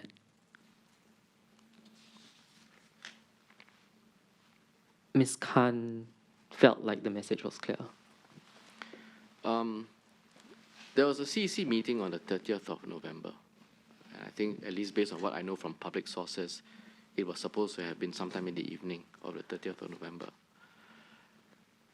By that time, were you aware, and you may not be aware, but if you can, please help us. Were you aware if the disciplinary panel had already completed its work, prepared a report and presented it to the CEC? No. I was not aware that they had already... So my understanding was that when I heard that there would be a CC meeting that evening, my understanding is that the disciplinary panel would present their report to the CC, and then they would deliberate on the matter. But I should also add that proceedings of the CC are not, as members of the WP, whether we are ordinary members or cadre members, proceedings of the CC are not something that we are privy to on a usual basis. Understand. So I don't wish to mislead the committee by saying that this is definitely true. Which is why I caveated my question by saying, to your knowledge, as far as you know, there was no such report that was prepared, and to your knowledge, such report was not done and not presented to the CEC. No. And the last, at least very close to the 30th, was still Ms. Khan, who had come before the CAC to give representations, which presumably the DP would take into account as well. Can you repeat that? Sorry. The DP is set up to investigate, fact-find, make recommendations, and report to the CAC. The DP is under an obligation, obviously, to listen to all the submissions that comes before it. Whether it agrees or disagrees, it has to consider and make a view. And based on that, make a report and send to the CAC. What I'm saying is the last, at least what we know as the last or very late submission was made by Ms. Khan on the 29th itself, just the day before. And that must also have been something that the DP should consider in making its report, right? Yes. All right. Now, Mr. Nathan, I've prepared a chronology of events which roughly accords with what I've taken you through, and I want to just show it to you so that you can confirm parts of it. Could I have copies given to Mr. Nathan, please?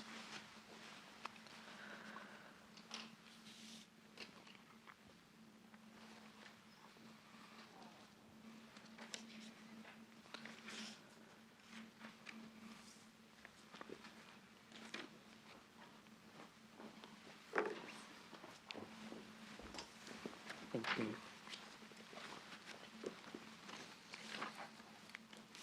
So, Mr. Nathan, let me just orientate you to this document. It's a chronology starting from 3rd of August right through to the 2nd of December, which is yesterday. And it covers the key discussions that we've had over the course of this morning or afternoon. And as far as I can tell, you have agreed to this in the form that I've set out here, save some additions and clarifications that I'll take you through now. And if there's anything else you don't agree with, let me know, and I will go through it. So let's start from the top. 3rd of August, there was a speech in Parliament. I think that's a fact. You would agree. Tell me if you don't agree, okay? You also mentioned that sometime in between the 3rd and the 7th, you had spoken with Ms. Khan. You recall? Between the 3rd and the 7th, yes, that's right. Okay. On the 7th, Ms. Khan spoke to Mr. Pritam Singh and told him that she had spoken an untruth in Parliament. No. On the 7th, Ms. Khan had informed Ms. Loh and I that she had lied and that the only other people who knew were her husband and Mr. Singh. Yes. So she would have spoken to Mr. Singh, which is what I asked you about earlier. Oh, I do apologize. I thought I heard you say that she had spoken to Mr. Singh on the 7th of August. She had spoken to Mr. Singh by the 7th of August. Yes, that's right. Okay. So if you want, we can say by the 7th of August. On the 8th of August, let me take you through these points. There was a meeting that took place. I'm asking you not so much to speak to someone's intention, which I know you can't do. I'm asking you whether, now that we've gone through the facts and circumstances, whether or not these points here represent factual matters which happen in the timeline, because this would assist us in forming a view on the timeline, okay? And this information, sometimes, like for example, the 12th of October sitting, you might learn about something that happened prior to it later, but you do know on the 12th that a meeting took place on the 3rd, and that would be part of the flow as well. This is what I mean. All right. So there was a meeting that took place at Mr. Singh's house, where these people were present, Mr. Singh, Ms. Lim, and Mr. Manap. I put a page reference here. Ms. Han told them that the statement she made in Parliament was false. If you like, you can turn to the page and have a look at it. This is her evidence.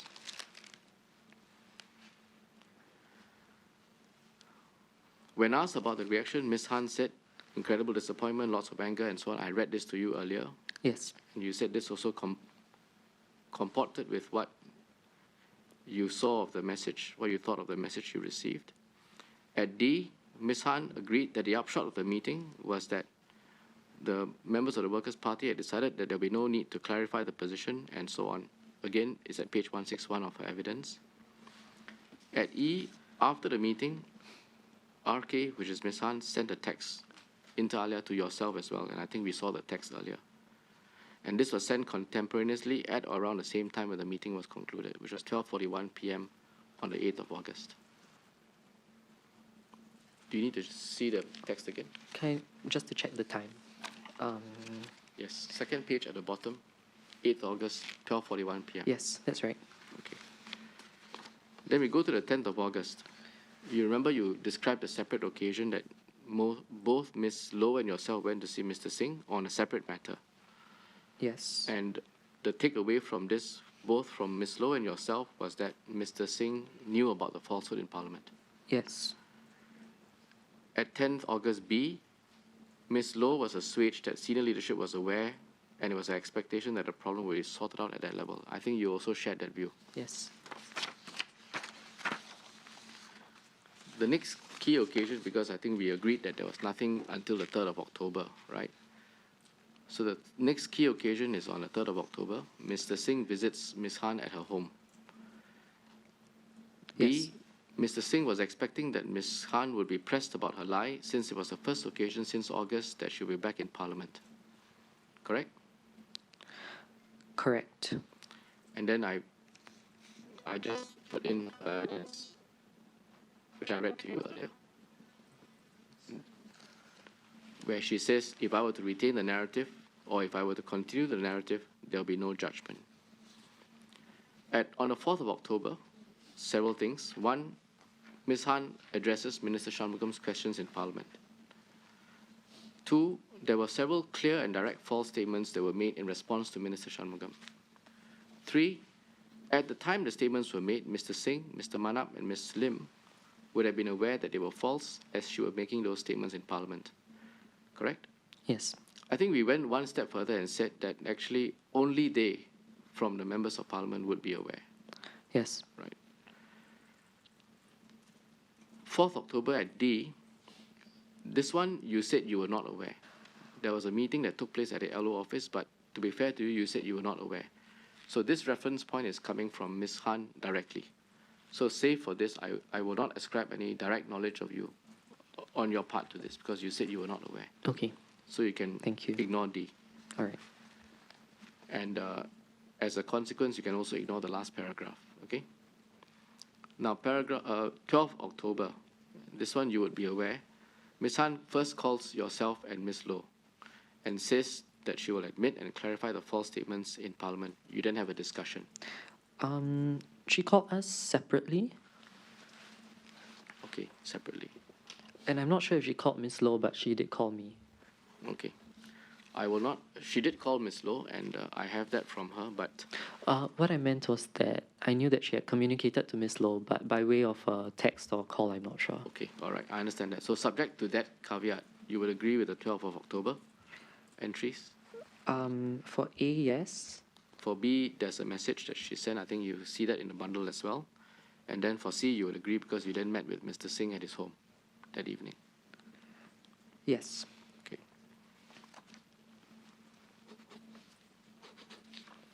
On the 22nd of October, again, I took this from one of the messages from Ms. Low. I think you were present and you said this is one occasion where you exchanged views on the drafting. Yes. 1st November, Ms. Han makes a speech in Parliament. WP issues a statement. I think that's a matter of record. Likewise, 2nd of November, the DP was set up. On the 4th of November, I think you said you weren't sure whether it was on Deepavali. So I will also take that caveat. But I think your recollection is that there was such a meeting. You were just not sure which day. Yes. 25th of November, we heard your evidence on this. There was a meeting that you and Ms. Low requested to see the DP, and you did so at Workers' Party HQ on the 25th of November at 8:30 a.m. PM. PM. PM. All right, I will subject to that. They, meaning yourself and Ms. Low, told Workers' Party DP that RK should not resign. And I quoted Ms. Low's evidence, which... May I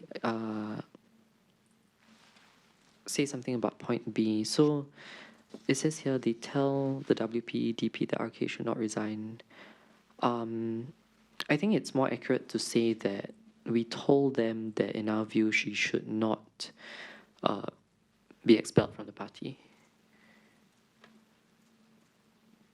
Yeah, I don't think we...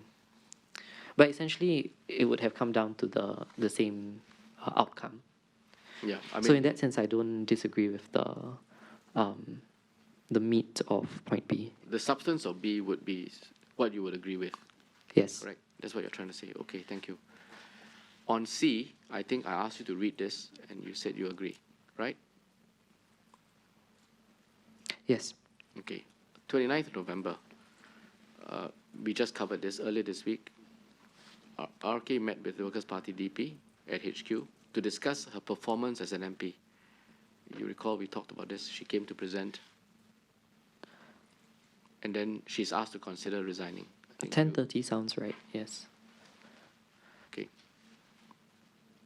29B, she's asked to consider resigning. Correct? Yes. We just talked about this. And then 30th, she resigns. 2nd, there's a press conference. Okay? Yes. So can I take it, Mr. Nathan, that you agree with this document, save that on the 4th of October, under item D, you have no personal knowledge of such a meeting, Yes. and that at item 12 October, item A, the call, you're not sure what form Ms. Khan communicated to Ms. Loh, whether it was a call or a message, but you do know that they communicated, correct? Yes. And on item B at 25th November, in substance, you would agree. On 25th of November, yes. Okay, thank you. I beg your pardon, my colleague reminds me that it should be 25th November, 8:30 p.m. instead of a.m. Yes. Okay, Chairman, so sorry to interrupt, Minister. I just want to clarify let me finish. a point with you on the 22nd October. I can wait for you to finish. Yes. So, based on this, this would be an accurate timeline, in your view, with the discussions that we've just had, correct? Also adding the caveat that I'm not sure if... I can't remember the exact date of the... It says here that we met at the WPHQ on 22nd October. I can't remember the exact date, but as discussed earlier, it was at around that time. Okay, it's either on or shortly after 22nd October. Would that be fair? Yes. And I just tell you why I say this. If you just pick up this bundle with the WhatsApp messages and go to around the 4th page, you'll see at the bottom of that page, 22nd October, there's a message between Pritam Singh and Ms. Loh. And on the 22nd of October, there was a message that says change of time, meeting at 11 a.m. Maybe that might have been the next day or the day after. So 23rd, 24th October, perhaps. Would that be fair? Yes, because this screenshot is from... The message was at 7:30 p.m. Okay, that's So a fair I point. think... Yeah, I agree with that. So shall I say 23rd or 24th October? Or perhaps we say this, shortly after 22nd October. Would that be more accurate? I think the best way to put it is shortly after 7:30 p.m. on 22nd of October. Yes, but this is something that I can help to clarify down the road if necessary. Okay, that would be useful. Thank you. Okay, besides what we've just discussed, is there anything else you disagree with on this chronology? No. Okay, all right. Perhaps Mr. Tan can clarify. Oh, Minister, actually, I just want to clarify with you on your description of the 22nd October, and you had put in A, WP had a meeting. I think this is I think from the evidence yesterday, there was some description of which were the individuals at the meeting, right? So isn't it more appropriate to put the name of the individuals at the meeting rather than to say that WP at the meeting at WPHQ? It's the description, Well, I the think... accuracy and the description. I mean, I can put it to Mr. Yudhishthra as well. Okay, let's put it this way so that we don't get into a disagreement. For better description. So the WP here refers to Mr. Singh, Ms. Lim, Ms. Han, yourself, Ms. Loh, Yes. correct? Okay, thank you. Thank you, Minister. So with those clarifications, would you agree with this chronology? Yes. Okay, thank you very much. Mr. Chairman, I got no further questions. Thank you. Thank you, Mr. Nathan. Thank you, Minister. Mr. Grace, any question? Thank you, Mr. Nathan. Yesterday, when Ms. Khan gave her evidence, she mentioned that her decision to go to the Parliament to give a statement, to give a full account of what happened on 1st November was made on the 12th of October.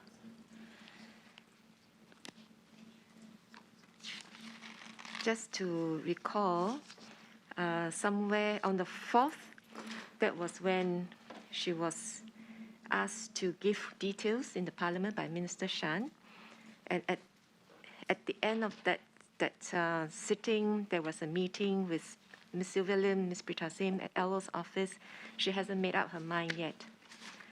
And 7th October, she has received email from the police to give details.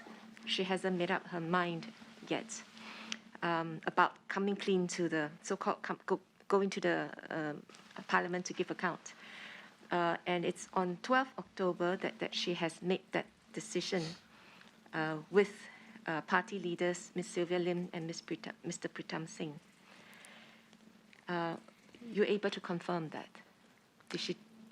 Is that consistent to what she has told you? Everything in what you just described, I find consistent, except I can't confirm the part about 7th October having, I think you mentioned she received an email from the police. Did she share with you about having to respond, receiving this email, having to respond to the police? She did share with us that she received an email from the police. But I think at that point in time, Ms. Khan was essentially also waiting on advice from the higher ups. In other words, the senior party leadership as to how she should respond. Did she give you any inclination that she will go to the Parliament on 1st November to make that statement that she did? She did say that. So I don't want to misquote Ms. Khan or what she told me the leaders might have said, but my impression was that she or they or all of them had decided that going to Parliament would have been their preferred option as opposed to... Is that before or after 12th October meeting that they had? I can't remember. So I 12th believe October was the time when you had a meeting with Ms. Low? I do together. apologize. It was before the 12th of October, because on the 12th of October, Ms. Khan had said that the party leaders and she herself had wanted to come clean. May I retract what I just said about whether it was before the 12th of October? Because I think now thinking about it, I honestly can't remember whether it was before or after 12th of October. I think we have just gone through the sequence of events. I think it's here that she will admit there's an A. So nothing in between 4th October and 12th October, right? So basically, I was trying to ask whether she has informed you about police and whether she has indicated to you whether that has made her make a decision, change her mind about coming to the statement, to make the statement in Parliament? So I can't remember if the police had contacted her before or after 12th October, but I knew that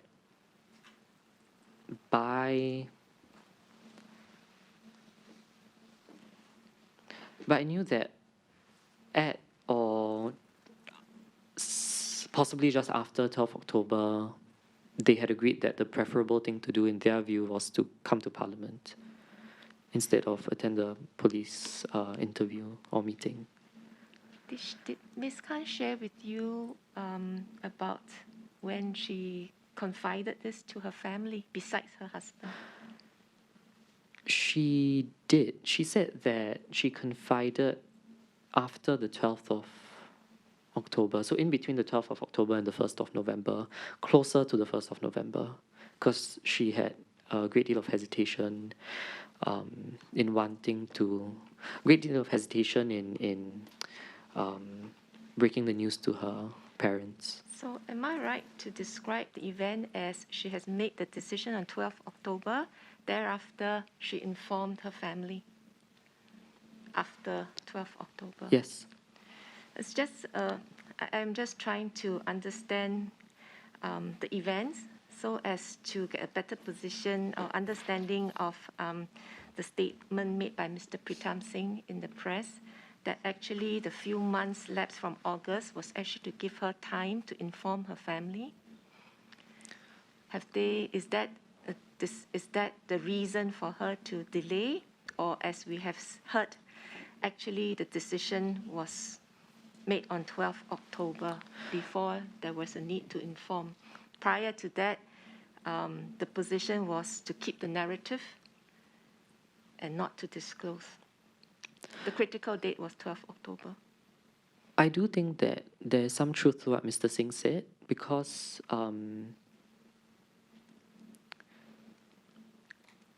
essentially on the 12th of October, when we met at his house, he did express this concern that her family was not aware of what had happened. Did Mr. Pritam Singh express this concern in August when you met?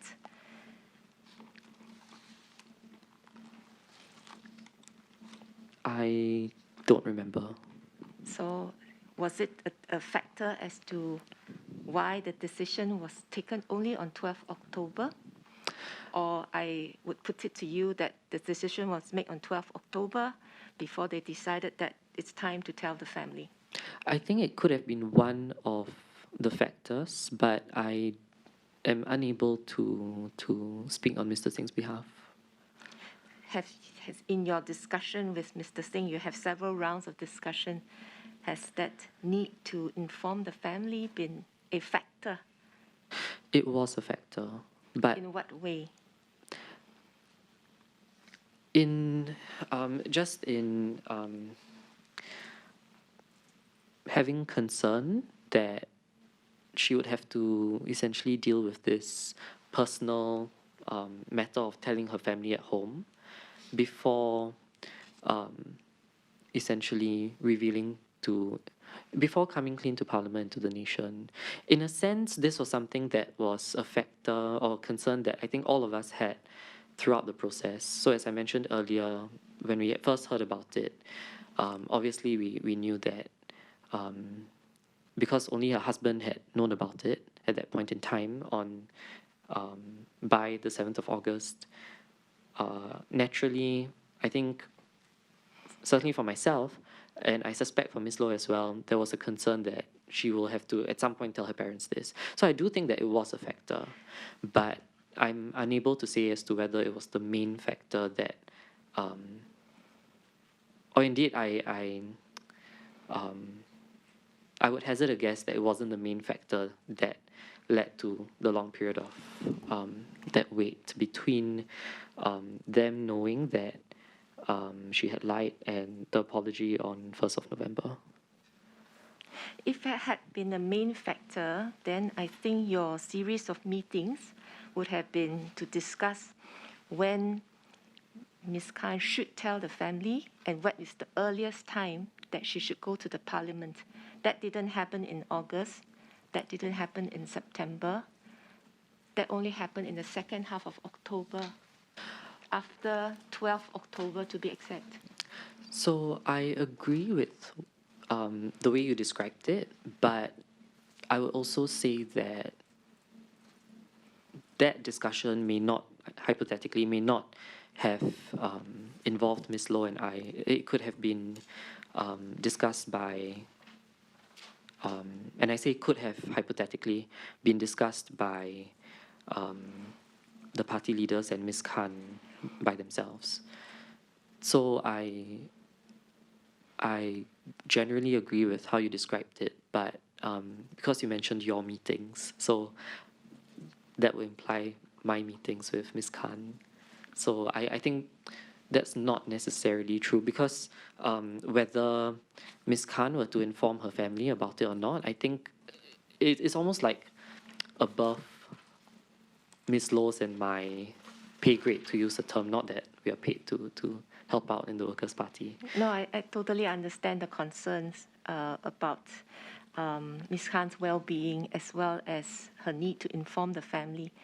But am I right to say that that did not come into the picture of your general discussions until after 12 October? Of course, there's a general concern about her well-being and how her family will respond to it, but that wasn't the main decision on the timing on which November statement was made. I would say that it didn't generally occur as a main concern. Thank you.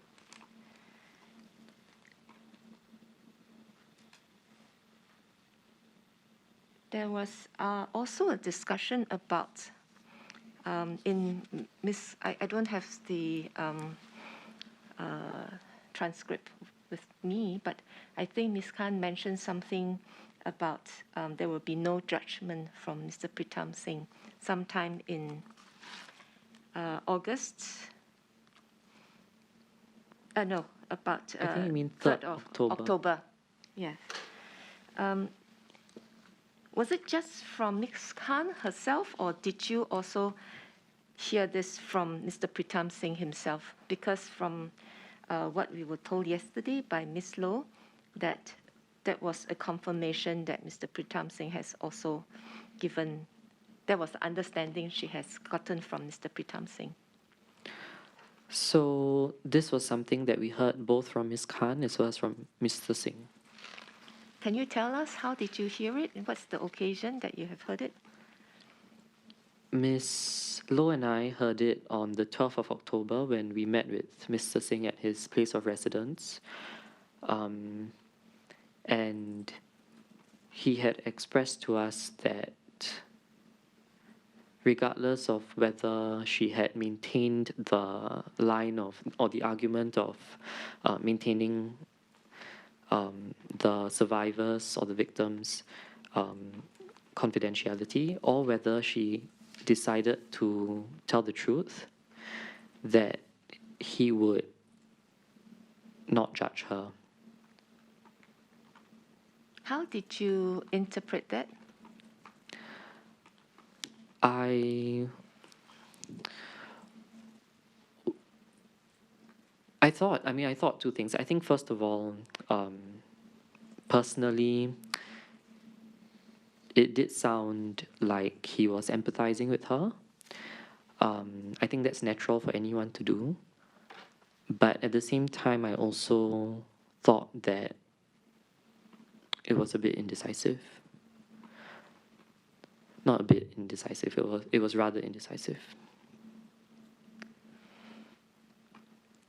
So what's the context that led to that statement? Was it something, did you ask? Was that something that's offered by Mr. Singh? Could you remember? I don't remember what exactly we had been discussing before that, so I feel I can't give you a factual answer to that question. When Mr. Singh said that, was it to give you assurance of a position, or to give you an indication of the party leader's position? What context was it? I think it was an indication of his personal position on the matter, but I think that ordinarily we took it to mean that there was also the senior leadership's position on the matter. Yeah. And perhaps that was an assumption on our part, but yes. Thank you. Thank I you. could just build on what Mr. Grace Fu just asked you. So essentially, your impression from what Mr. Singh conveyed to you on 12 August suggests 12 October. 12, 12 October would suggest that, as opposed to what was said in the press statement, the press conference that was released and as read by Mr. Tong earlier, that an order was given for her to come clean. That wasn't the impression that you got from that conversation with him. That was any impression that that would have been a direction given to her to come clean? No. And so perhaps if you could explain to us, what would your impression be that actually to continue on the present trajectory of maintaining the narrative, and that they wouldn't judge her on that if she had continued to do so? I think that, just taking what Mr. Singh had told Ms. Low and I, in terms of its ordinary meaning, I think that if you tell me that I'm not going to judge you if you do A or B, then it simply means that I'm neither instructing you to do A or B, but at the same time, I'm also not, at the same time, you're free to do what you. Certainly what it would mean is that there wasn't a direction given to her to take a particular, to take the action of confessing and coming clean. Yes. As sort of the statement made, according to the CNA article, that he said, and that he couldn't understand why she didn't respond, and she had to account for that. Yes. Okay. Further questions by other members? Zaki? Dennis, anything? Don? I do, sorry. So after Don. Mr. Nathan. So just now you mentioned that when Ms. Khan received the invitation from police to meet up, you mentioned that she will respond, and that is based on how the party leadership would have guided her. So based on your understanding of Ms. Khan, do you think she would have accepted the meeting invite should the party leadership have guided her to do so?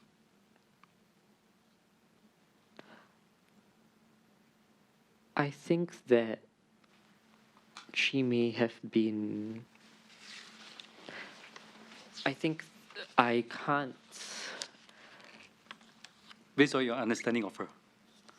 I think it would be a bit unfair for me to make a judgment as to what she would have done in that case. Yeah. Okay.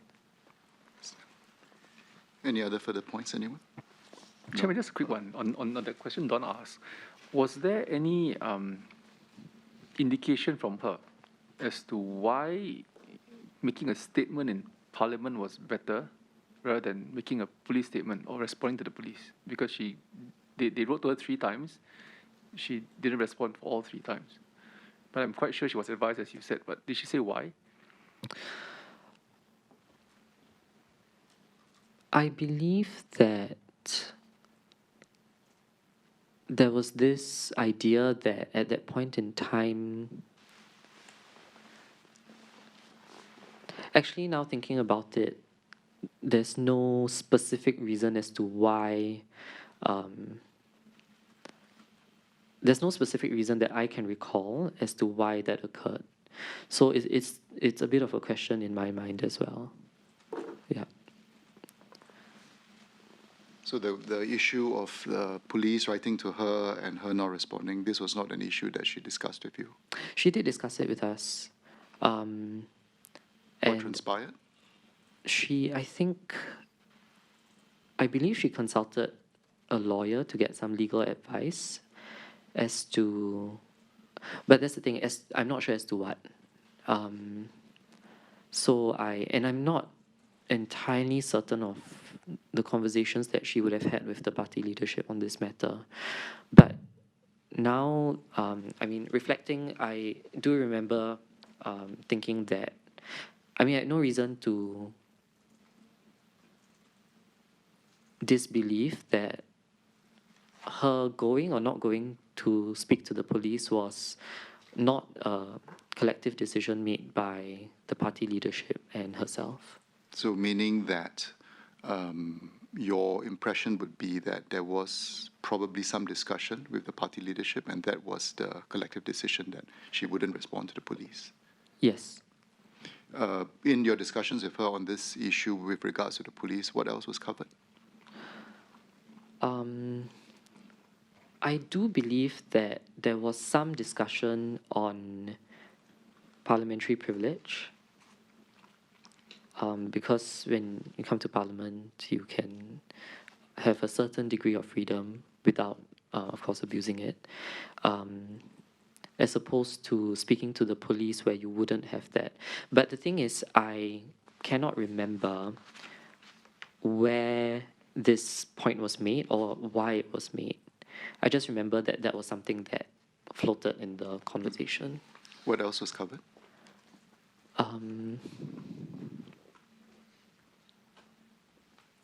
I think that was about it, based on my understanding. Okay. Just follow up on this discussion. Is that conversation between you and Ms. Khan done through phone call or is it messages? I can't recall now. We asked that maybe you can track your chats, I will check. logs. If there's any log of those conversations, that would be very helpful for us. All right. Thank you. So there are no further other questions for now. We'd like to thank you for coming before the committee. As highlighted, there are a number of references that Ms. Edwin and others might have raised with regards to, I think, materials that might be useful, as you have seen the text messages between yourself and your group chats. So some of the issues that have been raised here, it will be useful, whether through WhatsApp, Telegram, whatever means of comms you may have with the others, emails, and so on and so forth.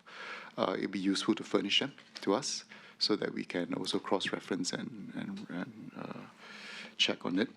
There may also be other conversations or issues pertaining to this case that may not have been raised here, but if you feel it's useful, do let us know.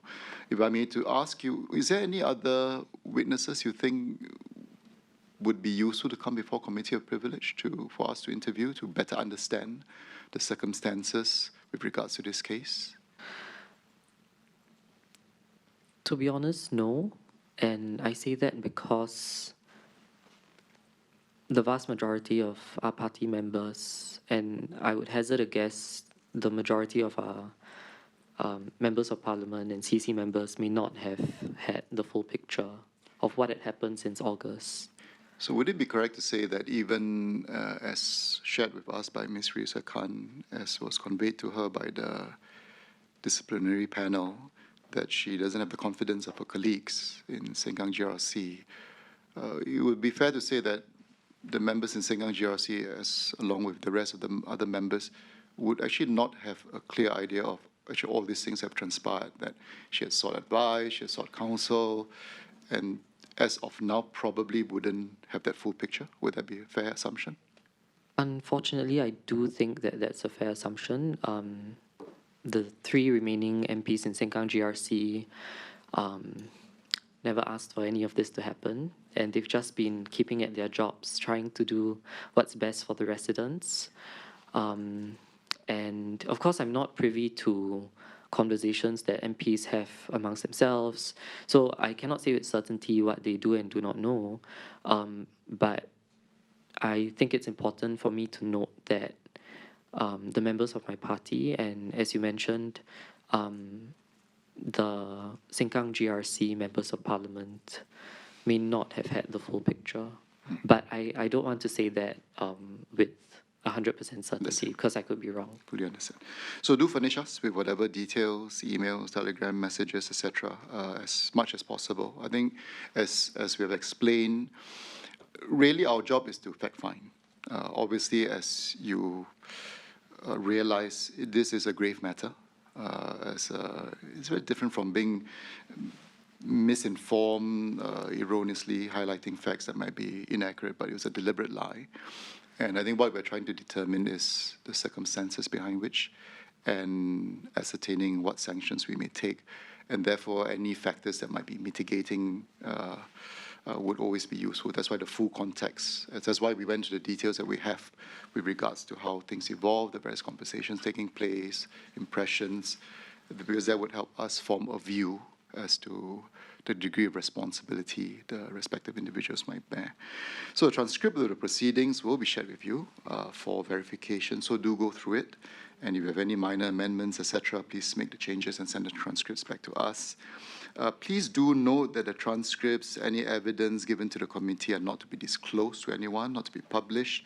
And I think the conversations that we've had here to be kept strictly confidential until the committee has presented its reports to Parliament. So there are various reports that we may need to make to Parliament, and that would include the relevant summaries, transcripts, footages that may be submitted, and thereby being in the public domain as well. So for now, you may withdraw, but do remain in Parliament House. I don't think there'll be a need to call you back today, but I think there'll be some follow-up admin that might be required if needed. So our staff will accompany you out to the waiting room. All right. Mr. Chairman, just want to Mr. Tong. make one clarification, which is that earlier on we had asked you for a variety of documents and chats and so on, which you say you will check. So rather than go back and forth, I just thought I'll clarify with you what we are after. You saw some of the examples we showed you earlier, but what we had told previous witnesses was that it's not sufficient to just give us that particular message. We need to see the trail. Of course, not irrelevant discussions with friends and non-interested parties, but the trail needs to be established so that we are able to understand the context in which some messages were said. So bear this in mind. Secondly, bear in mind that, I've gone through with you the key dates beginning from August through to November. Those are dates that you should have in mind, and anything that relates to or arises from the false statement or the discussion that you had with the parties on any of those key dates should also become documents that you would produce. Okay? Thank you very much. And just to add, I know that in terms of editing might be a bit complex, but if there are portions, because obviously interspersed in every conversation, there may be a lot of stuff that perhaps are not really relevant. What you could do is to print them up and then mark it out. So while maybe certain names, if it's not necessary to be there, or certain comments that might be irrelevant, but the rest of the conversations would help us have that full sense of that flow. That would be useful. All right. Yeah. So if Sergeant at Arms, if you can accompany Mr. Nathan now. But thank you once again for being here and sharing with us your perspectives. Thank you, Thank Mr. you, Mr. Thank you Chairman. very much. Thank you. Thank you.